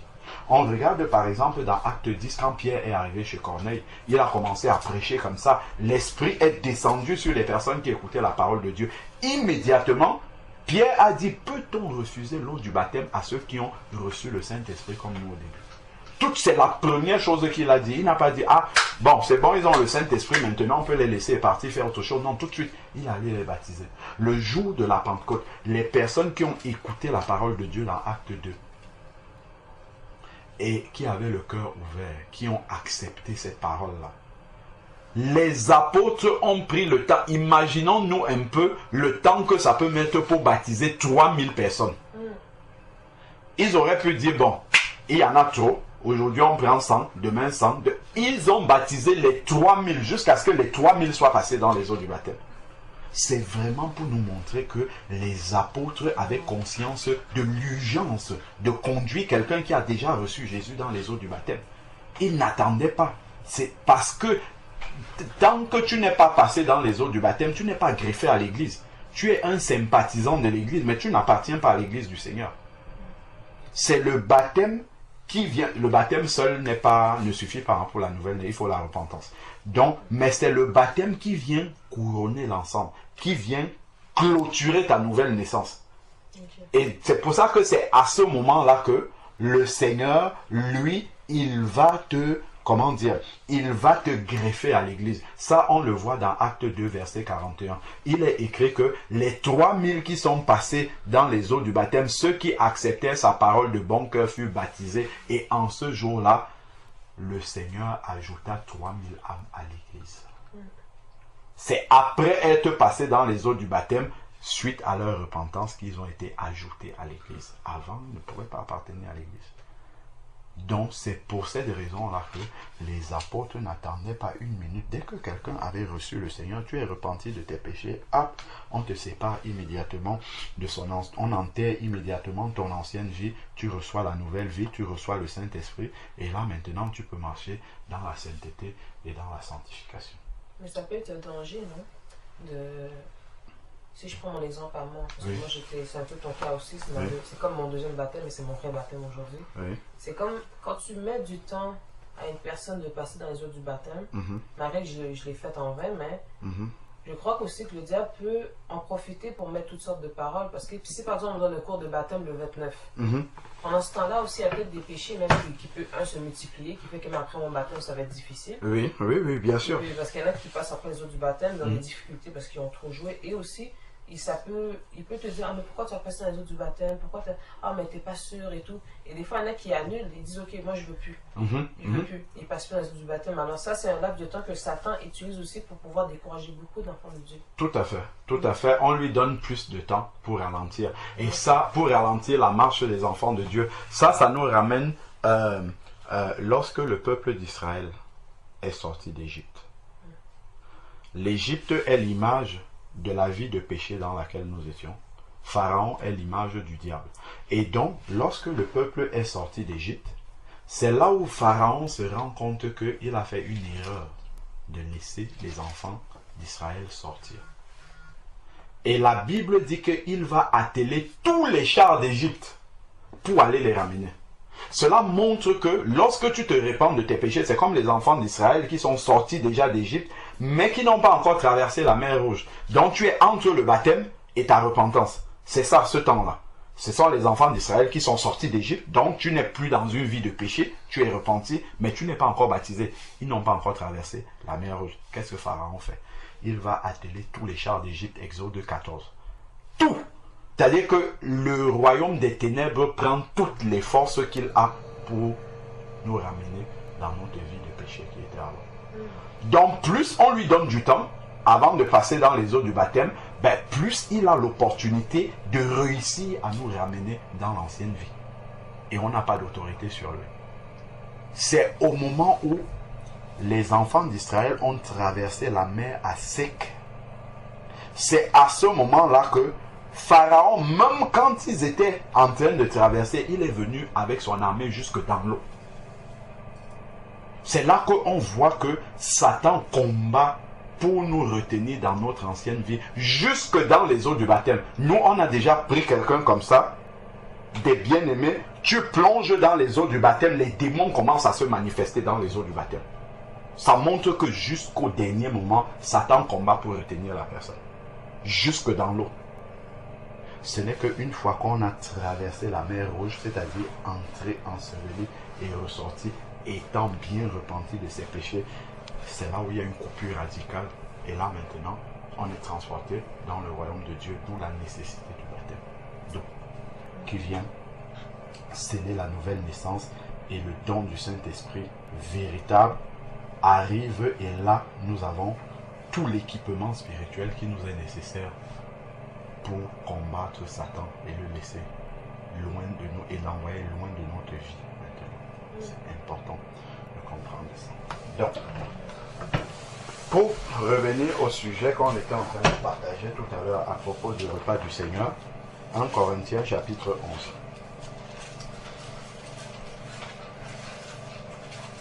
Donc, le corps de Christ, comme nous avons dit, est une famille. Nous sommes des frères, nous sommes des sœurs. C'est pour ça qu'on va dire sœur Lindsay, frère Francis, sœur Anita, parce que justement, nous avons reçu le même esprit qui fait en sorte que nous appartenons à la même famille. Tu as retrouvé l'application Bible? Ouais, autant. Ouais, je trouvé. Ah, d'accord, d'accord, ok. Donc, il y a un repas de famille que nous sommes souvent amenés à partager. Avant de parler du repas de famille, regardons Actes chapitre 2. Actes chapitre 2, en fait, nous montre la naissance de l'Église et ce qui suit après. Donc, là, on a partagé déjà le verset 38 ou 37, où les gens qui ont écouté la prédication ont eu le cœur touché. Acte 2, 37, ils ont eu le cœur touché et ils ont demandé à Pierre, que ferons-nous donc pour être sauvés? Et Pierre va leur dire, 1, verset 38, repentez-vous. On commence par la repentance, confession de ses péchés, non pas à un homme mais à Dieu. Ensuite, une fois qu'on est repenti de ses péchés, on demande pardon au Seigneur. Là maintenant, on passe dans les eaux du baptême et que chacun de vous soit baptisé au nom de Jésus-Christ pour le pardon de vos péchés. Donc le baptême valide le pardon des péchés aussi. C'est écrit là, hein? Baptisé pour le pardon de nos péchés. Comme le diable sait que le pardon de nos péchés n'est pas encore complet, il retarde le plus possible le baptême d'eau. Pour le pardon de vos péchés. Et vous recevrez le don du Saint-Esprit. Le premier don. Donc plus le diable peut retarder l'arrivée du don du Saint-Esprit, plus il est content. Donc le verset que j'étais en train de dire tout à l'heure, car la promesse du don du Saint-Esprit est pour vous, pour vos enfants, pour tous ceux qui sont au loin, en aussi grand nombre que le Seigneur Dieu les appellera. Donc le don du Saint-Esprit n'est pas seulement pour certains, c'est pour tous les enfants de Dieu. Nous sommes dans Acte 2, verset 39. Verset 40. Et par beaucoup d'autres paroles, il rendait témoignage. C'est Pierre qui rendait témoignage et les exhortait en disant, sauvez-vous de cette génération perverse. Donc lorsque on se convertit au Seigneur Jésus-Christ, en fait, il doit avoir un changement radical dans notre vie. Il doit avoir une séparation totale avec notre ancienne vie. Il ne doit plus avoir une commune mesure entre la vie qu'on avait et la nouvelle vie que nous avons reçue. Parce que nous avons été transportés dans un autre royaume. C'est ce que nous dit Colossiens chapitre 1, verset 13. Il dit qu'il nous a délivrés de la puissance des ténèbres et nous a transportés dans le royaume du Fils de son amour. C'est-à-dire que nous avons déménagé dans un nouveau royaume et ce royaume-là, c'est le royaume de Dieu qui a de nouvelles règles. C'est-à-dire que lorsque nous voyons un païen et nous voyons un enfant de Dieu, il doit avoir une différence radicale dans la manière dont nous parlons, dans la manière dont nous agissons, dans la manière dont nous nous présentons physiquement, dans la manière dont nous nous habillons. Le corps physique, par exemple, n'a pas la même signification pour un païen que pour un enfant de Dieu. Pour un enfant de Dieu, son corps physique, c'est le temple du Saint-Esprit dont il doit prendre soin. Il doit prendre soin de ce corps-là qui est le temple du Saint-Esprit. Pour un païen, pour lui, le corps, c'est peut-être un instrument de séduction, c'est un instrument qu'on peut dénuder, montrer n'importe comment, mais pour un enfant de Dieu, il a conscience que c'est le temple saint de Dieu. Parce que la Bible nous dit dans 1 Corinthiens chapitre 3, verset 7, « Ne savez-vous pas que vous êtes le temple du Saint-Esprit ?» Notre corps est l'habitation de Dieu en esprit. C'est un temple saint. Donc nous ne pouvons pas mettre n'importe quoi sur notre corps. Nous ne pouvons pas présenter notre corps n'importe comment parce que nous avons conscience que Dieu habite dans ce corps-là. Et ça, c'est l'Esprit Saint de Dieu que nous avons reçu qui nous fait comprendre cela. Et donc, voilà comment il nous dit, séparez-vous, sauvez-vous de cette génération perverse. dont un enfant de Dieu qui est né de nouveau a reçu l'Esprit de Dieu et doit être séparé de cette génération, sanctifié, c'est mis à part pour Dieu.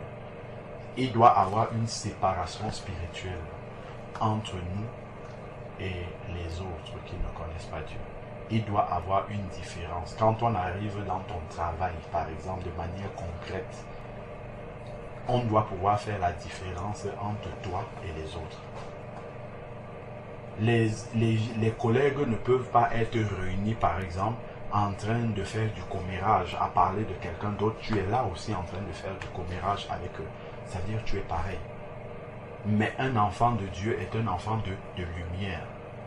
Les collègues ne peuvent pas, par exemple, en train de faire de la fraude. Je ne sais pas, tu es dans le travail, les gens vont ramener du matériel du travail chez eux. Toi, enfant de Dieu, tu ramènes aussi, tu prends du matériel sans la permission du patron. Ce n'est pas normal. c'est ça, quand on dit sauvez-vous de cette génération perverse, c'est-à-dire qu'il doit avoir une différence radicale entre un enfant de Dieu et les autres. Quand les collègues vont se réunir pour commencer à murmurer contre le patron, pour commencer à mal parler contre tel collègue, tel autre collègue, tu ne dois pas faire partie de ça. Tu dois être séparé de cela. Voilà des exemples complets de séparation. Lorsque des gens vont commencer à haïr quelqu'un parce que la personne a même fait quelque chose de mauvais, tu es celui qui doit ramener les personnes dans la paix et dire non. Le Seigneur nous dit, priez pour vos ennemis. Bénissez ceux qui vous persécutent. Ne maudissez pas, bénissez. Bénissez, priez pour eux, car ce sont des charbons ardents que vous retirez de leur tête. Ça, c'est le rôle de l'enfant de Dieu. Il ne doit pas être là, oui, il a fait mal, il dit non, non. Le rôle de l'enfant de Dieu, c'est d'être séparé, de ramener la lumière du Seigneur.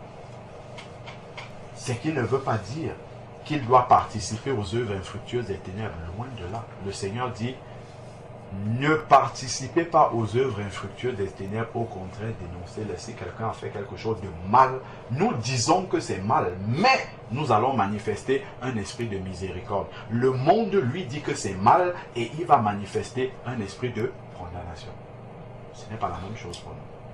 Voilà des exemples concrets où nous devons être séparés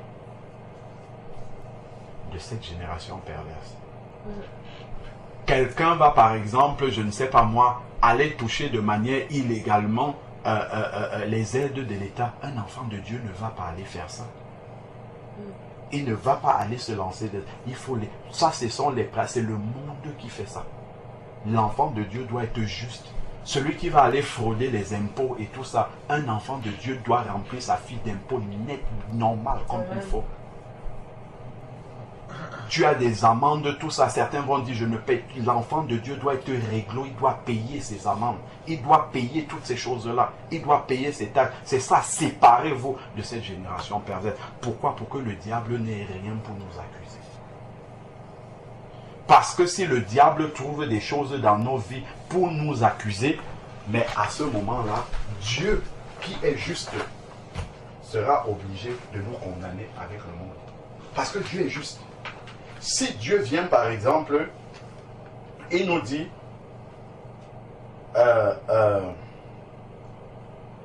le Seigneur vient et nous dit les adultères n'hériteront pas le royaume des cieux. Quand le Seigneur dit les adultères n'hériteront pas le royaume des cieux, c'est tous les adultères. Si tu dis que tu es enfant de Dieu et que tu te retrouves parmi les adultères, Dieu va te condamner avec le monde. Il ne va pas dire celui-ci est mon enfant. Ce qu'il va te dire, c'est qu'avant, il va t'avertir, l'adultère n'est pas bon. L'adultère n'est pas, le Seigneur ne veut pas l'adultère. Il faut que tu arrêtes ça, il faut que tu arrêtes, il faut que tu arrêtes. Si tu endurcis ton cœur, au moment où Dieu va condamner les adultères de ce monde, il va te condamner avec eux.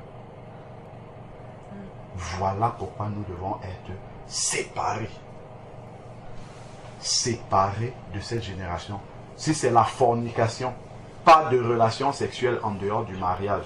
Si nous pratiquons ça, quand Dieu va condamner les gens de ce monde qui pratiquent ça, il va nous condamner avec eux.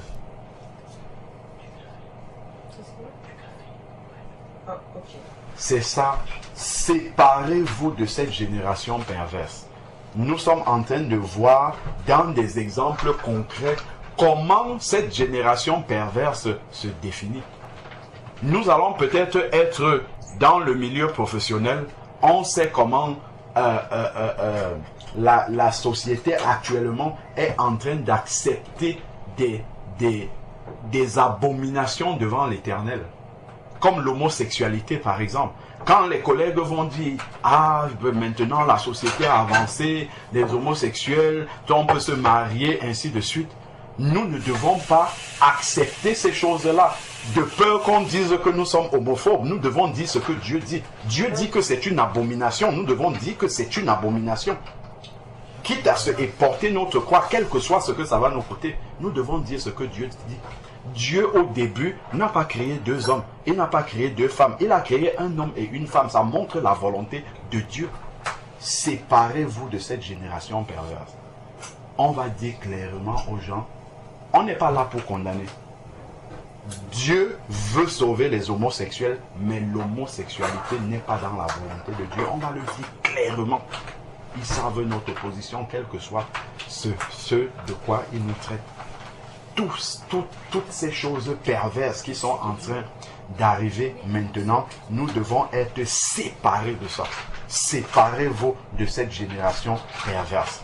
Nous sommes dans cette fin des temps où ce qui est mal est considéré maintenant comme étant bien. La société est renversée complètement. Oui. C'est que ce qui serait lumière, je pense qu'il serait lumière selon Dieu, ce serait comme ténébreux dans le monde. Puis ce qui est ténébreux selon Dieu, ce serait une lumière voilà. Dans le monde, ce serait une lumière pour le Seigneur. Voilà. Donc, et là, nous sommes effectivement rendus à la fin des temps où ce qui est mal commence à être appelé bien. Et celui qui est normal et qui dit les choses bien est considéré comme un marginal dans la société. Oui, ma soeur. Par exemple, un élève me demande, Madame, qu'est-ce que tu penses de l'homosexualité?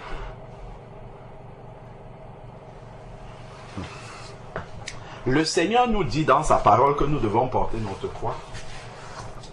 La position que nous avons ne dépend pas de l'endroit où nous sommes.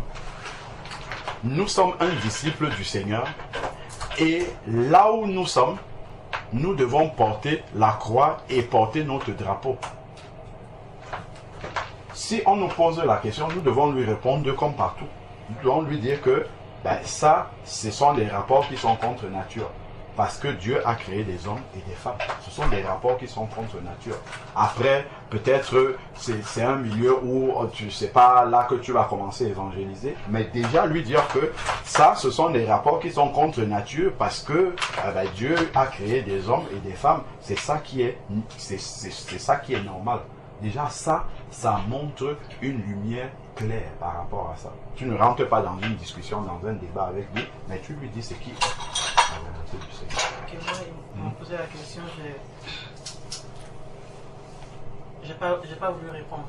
Je leur ai dit que moi, cette question, je ne discutais pas ça avec eux. Ouais.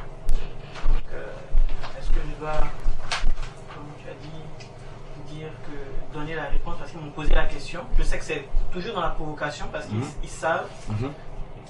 Ils savent que ceux qui vont contre l'homosexuel...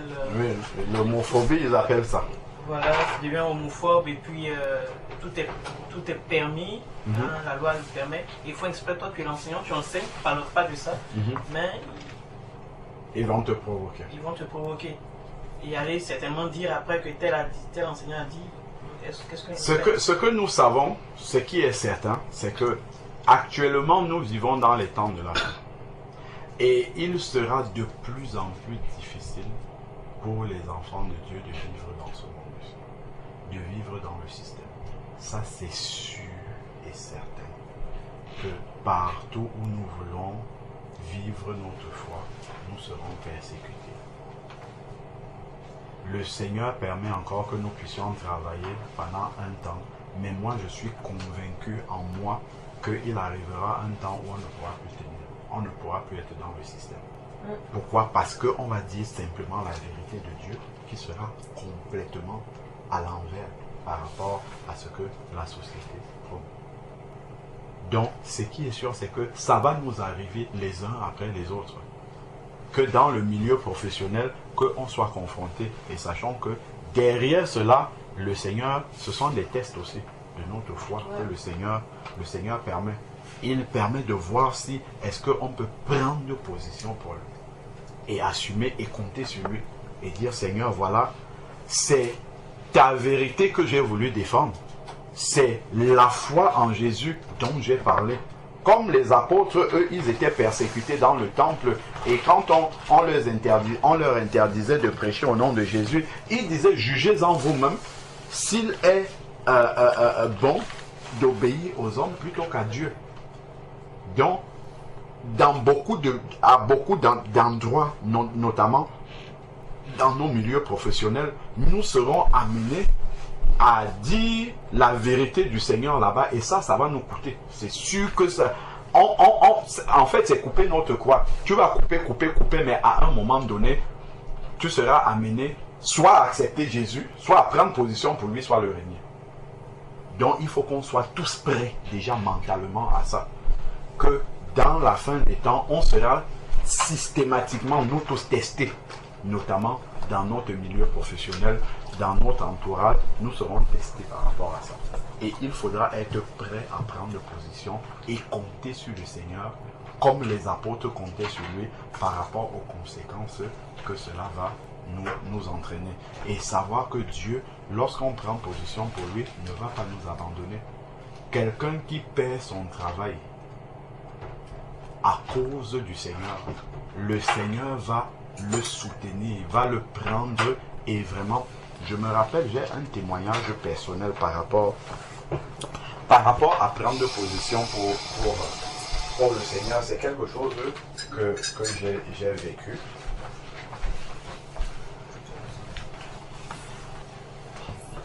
Et j'étais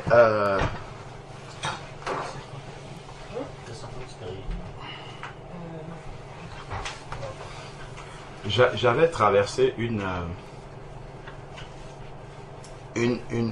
période. Je travaille dans une entreprise où on m'envoie en mission chez des clients. Ça peut durer quelques mois jusqu'à 3 ans maximum. Et j'avais fini le contrat chez un client et j'attendais qu'on m'envoie chez un autre client. Et j'avais prié le Seigneur en lui disant de fermer toutes les autres portes. Fermer toutes les portes qui pouvaient s'ouvrir à moi et de laisser une seule ouverte pour que je n'ai pas de je n'ai pas d'autre choix que de reconnaître sa volonté.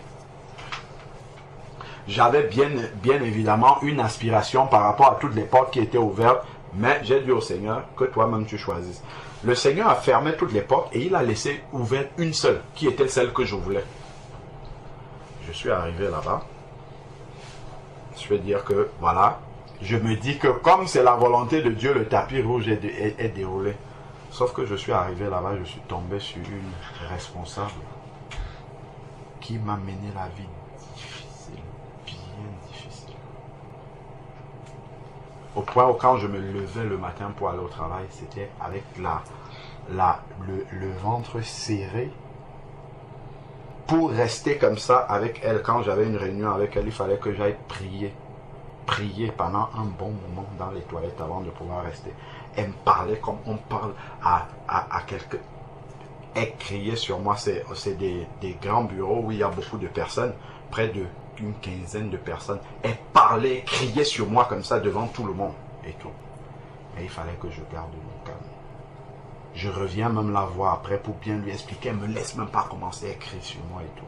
C'est au point même où on n'était que deux personnes noires là-bas. C'était un Haïtien d'ailleurs et moi qui étions là. Il m'a pris à côté, il me dit ouais mon frère, faut pas te laisser faire, ainsi de suite. Je lui ai dit moi je compte sur Dieu, c'est Dieu qui m'a envoyé ici, je ne vais pas essayer de me défendre. Je sais ce que je peux faire pour partir d'ici, mais je ne vais pas partir. Je vais laisser Dieu lui. Ben oui, il ne faut pas accepter, il faut appeler les gens de ta société pour venir dire ce qui se passe et tout. J'ai dit, je laisse Dieu faire toutes choses.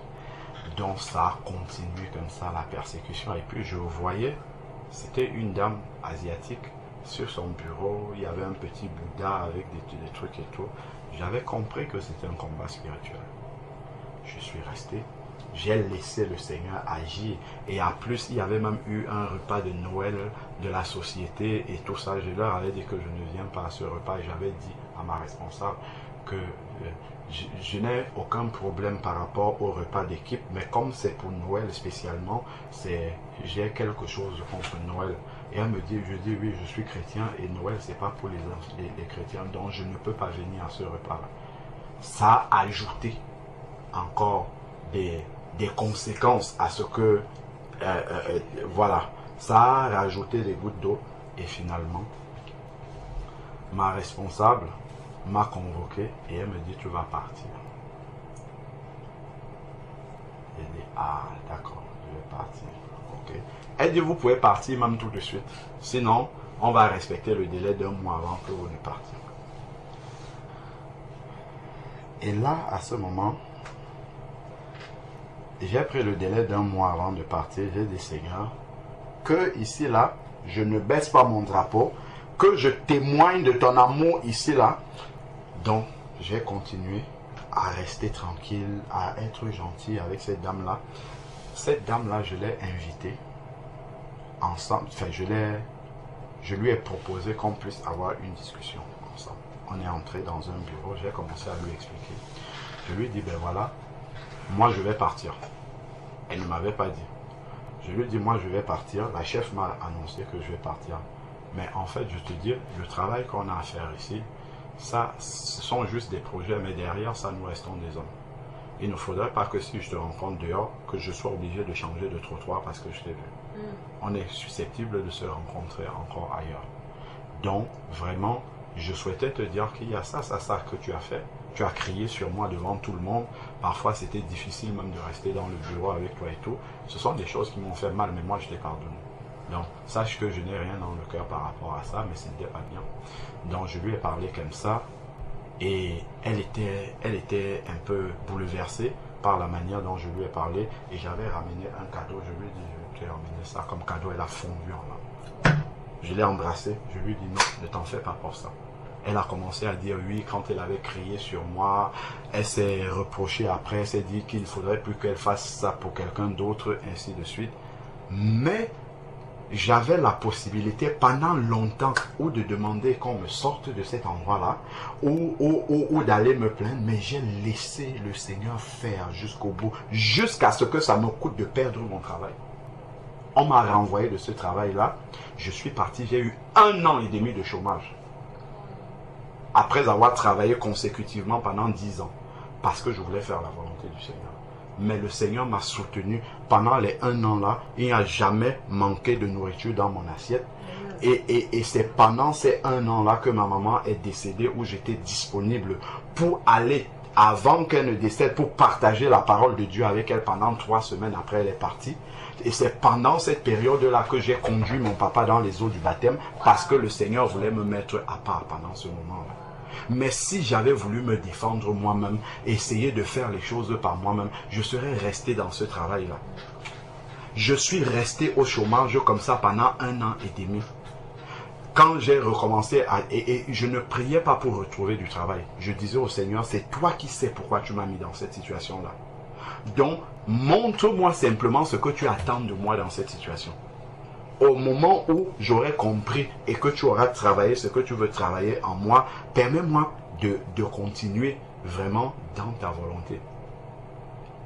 Après 1 an et demi, il y avait une soeur qui m'avait dit, voilà, fais ce qui est normal de faire et tu laisses le Seigneur agir. Envoie tes CV. Si Dieu veut que tu retournes au travail, tu retourneras. S'il ne veut pas, ça n'aboutira pas. Donc j'ai envoyé des CV comme ça. Et il y a des responsables d'entreprises qui m'ont convoqué, qui ont vu mon CV, qui disent que voilà, c'est intéressant, tout ça et tout. Et il y a un qui me dit, ben non, vous avez eu une période de chômage d'1 an et demi. Et que ça, ce n'est pas bon pour le CV. Il faut que on efface ça, ou que tu changes les dates, pour qu'il n'y ait pas de trou dans ton CV. Je leur ai dit non. C'est avec le CV de 1 an et demi de chômage, là, c'est avec ça que je cherche le travail, je ne peux pas changer ça. Il me dit, ben non, il n'y a aucune entreprise qui va vous prendre. Je dis, ah ben c'est comme ça. Changer comment? Il voulait que tu modifies. Modifie les dates. C'est-à-dire le trou d'1 an et demi, il voulait que je change les dates. Ou bien que je dise que, voilà, j'ai eu un projet personnel, que je suis parti, ça n'a pas abouti. J'ai dit non. C'est comme ça que je vais laisser mon CV. Bien sûr. Je vais laisser mon CV avec le trou des 1 an et demi. Il y a même un employeur qui m'a dit, la banque dans laquelle tu travaillais, où il y a eu des problèmes avec cette dame-là, on ne pourra plus jamais te recruter là-bas parce que, entre eux, ils se parlent, ils appellent pour avoir les informations. Tu ne pourras plus jamais travailler là-bas. Donc, on va envoyer ton CV dans d'autres endroits.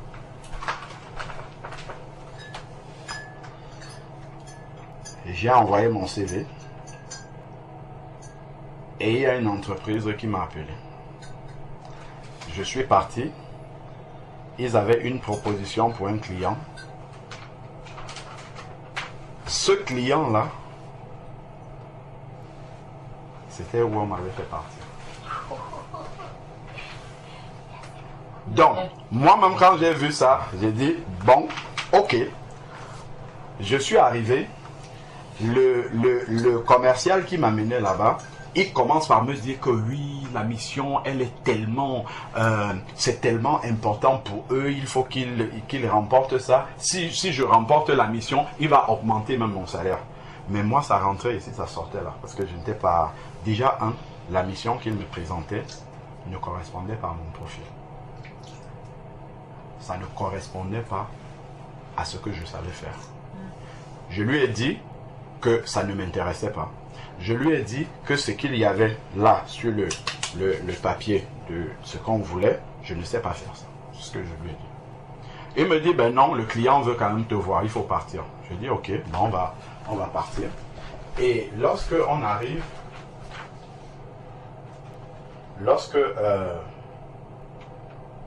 on arrive à ce rendez-vous-là avec le monsieur, je m'assois devant le client et le client prend dans mon CV la première ligne sur laquelle il met le doigt. Mais vous avez fait 1 an et demi sans travailler. Qu'est-ce qu'il en est? Et là, le commercial dit, ben oui, il va vous répondre. Et puis le monsieur dit, parce qu'il y a des personnes qui prennent des années sabbatiques de congé, c'est juste ça que je voulais savoir. Et après, quand je veux commencer, il dit non, c'est bon. Et on commence à parler, ils expliquent le projet. Et plus la dame, ils étaient un monsieur et une dame, plus la dame, elle expliquait le projet, plus je me rendais compte combien mes compétences sur le CV est très loin de ce qu'elle attend. Et intérieurement, je me disais, mais pourquoi il m'a amené ici? Je lui ai bien dit qu'on ne devait pas venir pour ce rendez-vous.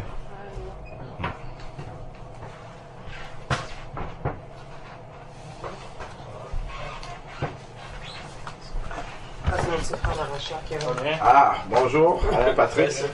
Bienvenue.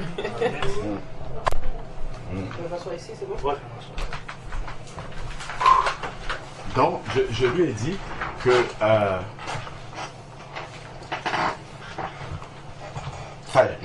intérieurement, quand elle expliquait le projet, je réalisais de plus en plus comment j'étais éloigné des besoins qu'elle avait, des compétences qu'il fallait. Et intérieurement, je disais, mais pourquoi il m'a amené ici?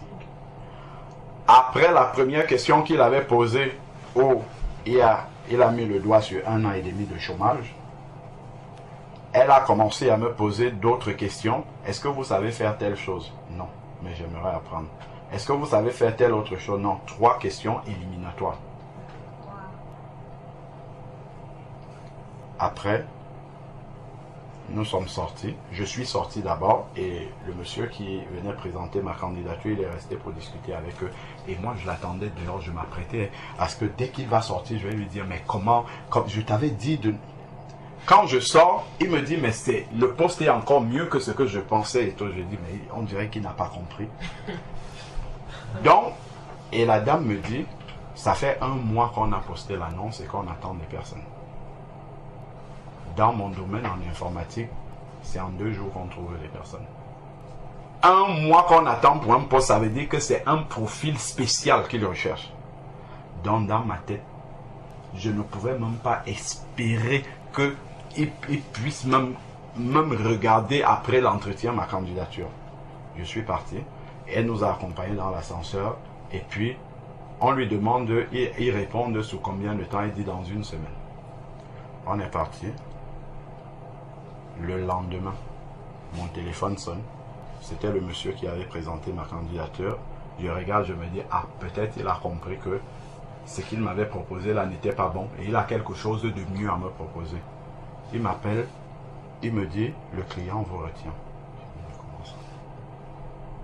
Il me dit, vous n'êtes pas content? Je lui ai dit, non, attendez, je vais réfléchir et puis je vous réponds. Un client qui a vu dans mon CV qu'il y avait 1 an et demi de chômage. qui m'a posé 3 questions éliminatoires, qui cherche quelqu'un depuis 1 mois, qui devait répondre dans 1 semaine, il répond le lendemain. Et c'est dans l'entreprise où on m'avait fait partir. Dieu fait comme il veut. Je suis passé du chômage, mon salaire a été multiplié de je ne sais pas combien. Parti du chômage pour avoir un salaire, je ne sais pas. Simplement pour dire que Dieu fait comme il veut. Si tu prends position pour le Seigneur va te défendre. Le Seigneur est capable de confondre la sagesse humaine. Il y a un collègue que j'avais laissé dans cette entreprise. Quand je suis revenu, je lui ai envoyé un message. Je lui ai dit, je suis revenu. Il dit Dieu Tout-Puissant. Parce que personne ne pouvait imaginer dans les conditions que je suis parti que je pouvais travailler encore un jour dans cette entreprise. Surtout pas après avoir fait 1 an et demi au chômage. Et venir leur présenter comme ça sur mon CV, oui, j'ai fait 1 an et demi de chômage. Surtout pas revenir avec un dossier sur un poste où je n'ai pas les compétences pour le faire. Moi-même, quand je suis entré dans ce poste-là, je me demandais comment je vais faire pour m'en sortir. Parce que je n'ai pas les compétences. Ma femme m'a dit, chaque jour que tu vas arriver, il faut prier. Compte sur Dieu chaque jour que tu vas arriver. J'ai appris à dépendre du Seigneur dans ce travail-là depuis le premier jour. Je me disais que ça n'allait pas durer même 1 semaine, que ça allait... J'ai dit, Seigneur, comme dans l'autre travail, tu m'avais humilié. Peut-être l'humiliation n'était pas suffisante. Peut-être je dois descendre encore plus bas. Donc j'avais même déjà confessé aux frères et aux sœurs que, bon, je m'en vais là-bas comme un agneau qui va à la boucherie. Je crois que cette fois-ci, moi-même j'ai vu déjà que je ne peux pas tenir là-bas. Donc là, ça va... Je suis arrivé là-bas. Quand la collègue commence donc à m'expliquer le travail, j'ai dit, oulala. Quand elle va se rendre compte que je ne sais pas faire ça, comment est-ce que... J'ai même appelé ma femme à la pause de midi. Je lui dis, elle a été sincère de m'expliquer tout le travail. Et elle m'a demandé si je voulais encore continuer dans ce travail-là. Est-ce que c'est pas mieux de lui dire que je ne sais pas faire ça? Elle me dit, prie le Seigneur tous les jours, tu ne sais pas ce que Dieu va faire. Après 2-3 jours, on va dans une réunion avec des personnes qui parlaient un langage que je ne comprends, technique et tout, ils discutaient des choses. Quand on partait à la réunion, elle dit, c'est toi qui vas faire le compte rendu. Il y a quelque chose que tu ne comprends pas. Tout le monde parle en même temps, ils parlent des choses dont tu ne comprends pas, c'est toi qui vas faire le compte rendu. Tu sais, tu peux être au milieu des gens, tu ne comprends pas quelque chose, mais on ne sait pas que tu ne comprends pas. Mais quand c'est toi qui vas écrire le compte rendu et partager à tout le monde, tu vas exposer ton ignorance à tout le monde. Quand elle m'a dit ça, je suis parti aux toilettes, j'ai commencé à prier, je dis, Seigneur, Seigneur, je ne sais pas ce qui va se passer aujourd'hui. C'est toi qui m'as envoyé ici, ce n'est que pour toi que j'ai accepté de venir ici. Quand j'avais accepté d'aller dans cette compagnie-là, d'autres compagnies où j'avais envoyé mon CV ont commencé à m'appeler. Non, venez chez nous. Ils ont multiplié le salaire. J'ai dit non. Je vais accepter d'aller là où il y a la souffrance, là-bas que je vois, parce que je sais que Dieu veut m'apprendre quelque chose. Je suis allé, j'ai commencé à prier. J'entre dans la réunion, ils commencent à parler, je les regarde comme ça. Intérieurement, j'ai commencé à prier. Quand ils parlaient, je priais en prenant des notes des choses que je ne comprenais pas. Après, je suis rentré. J'ai encore prié. Je me suis mis devant la feuille blanche, devant mon ordinateur. Je regarde les notes. Quand j'ai commencé à écrire, il y a comme une inspiration divine qui est venue. J'écrivais. Après, je montre à ma collègue. Elle regarde. Elle dit, ah, c'est très bien ce que tu as écrit. C'est comme ça que ça a commencé. Je pensais même pas faire 1 mois. Ça fait 2 ans que je suis là. Ça fait 2 ans que je suis dans... Chaque jour, c'est par la foi que je marche dans ce travail-là. Par la foi, par la prière. C'est le Seigneur juste qui me permet de travailler. C'est pour cette raison-là que je dis, dans notre travail, nous serons testés. Mais si nous prenons position, c'est pour ça que j'ai donné ce témoignage-là. Si nous prenons position pour le Seigneur, Si nous recherchons à faire la volonté du Seigneur, le Seigneur va nous aider. Il ne va pas nous abandonner. Faisons-lui confiance, même si on doit perdre le travail. Moi, j'ai perdu le travail, mais ça m'a permis de comprendre beaucoup de choses, que je ne suis pas dépendant du travail. Ce n'est pas le travail ce n'est pas parce que j'ai le travail que, que je suis dépendant de ça. Le Seigneur peut me nourrir en dehors du travail, peut faire en sorte que je ne manque de rien, même sans être au travail. Donc que le travail ne devienne pas comme une idole où je vais sacrifier le nom du Seigneur pour préserver mon travail.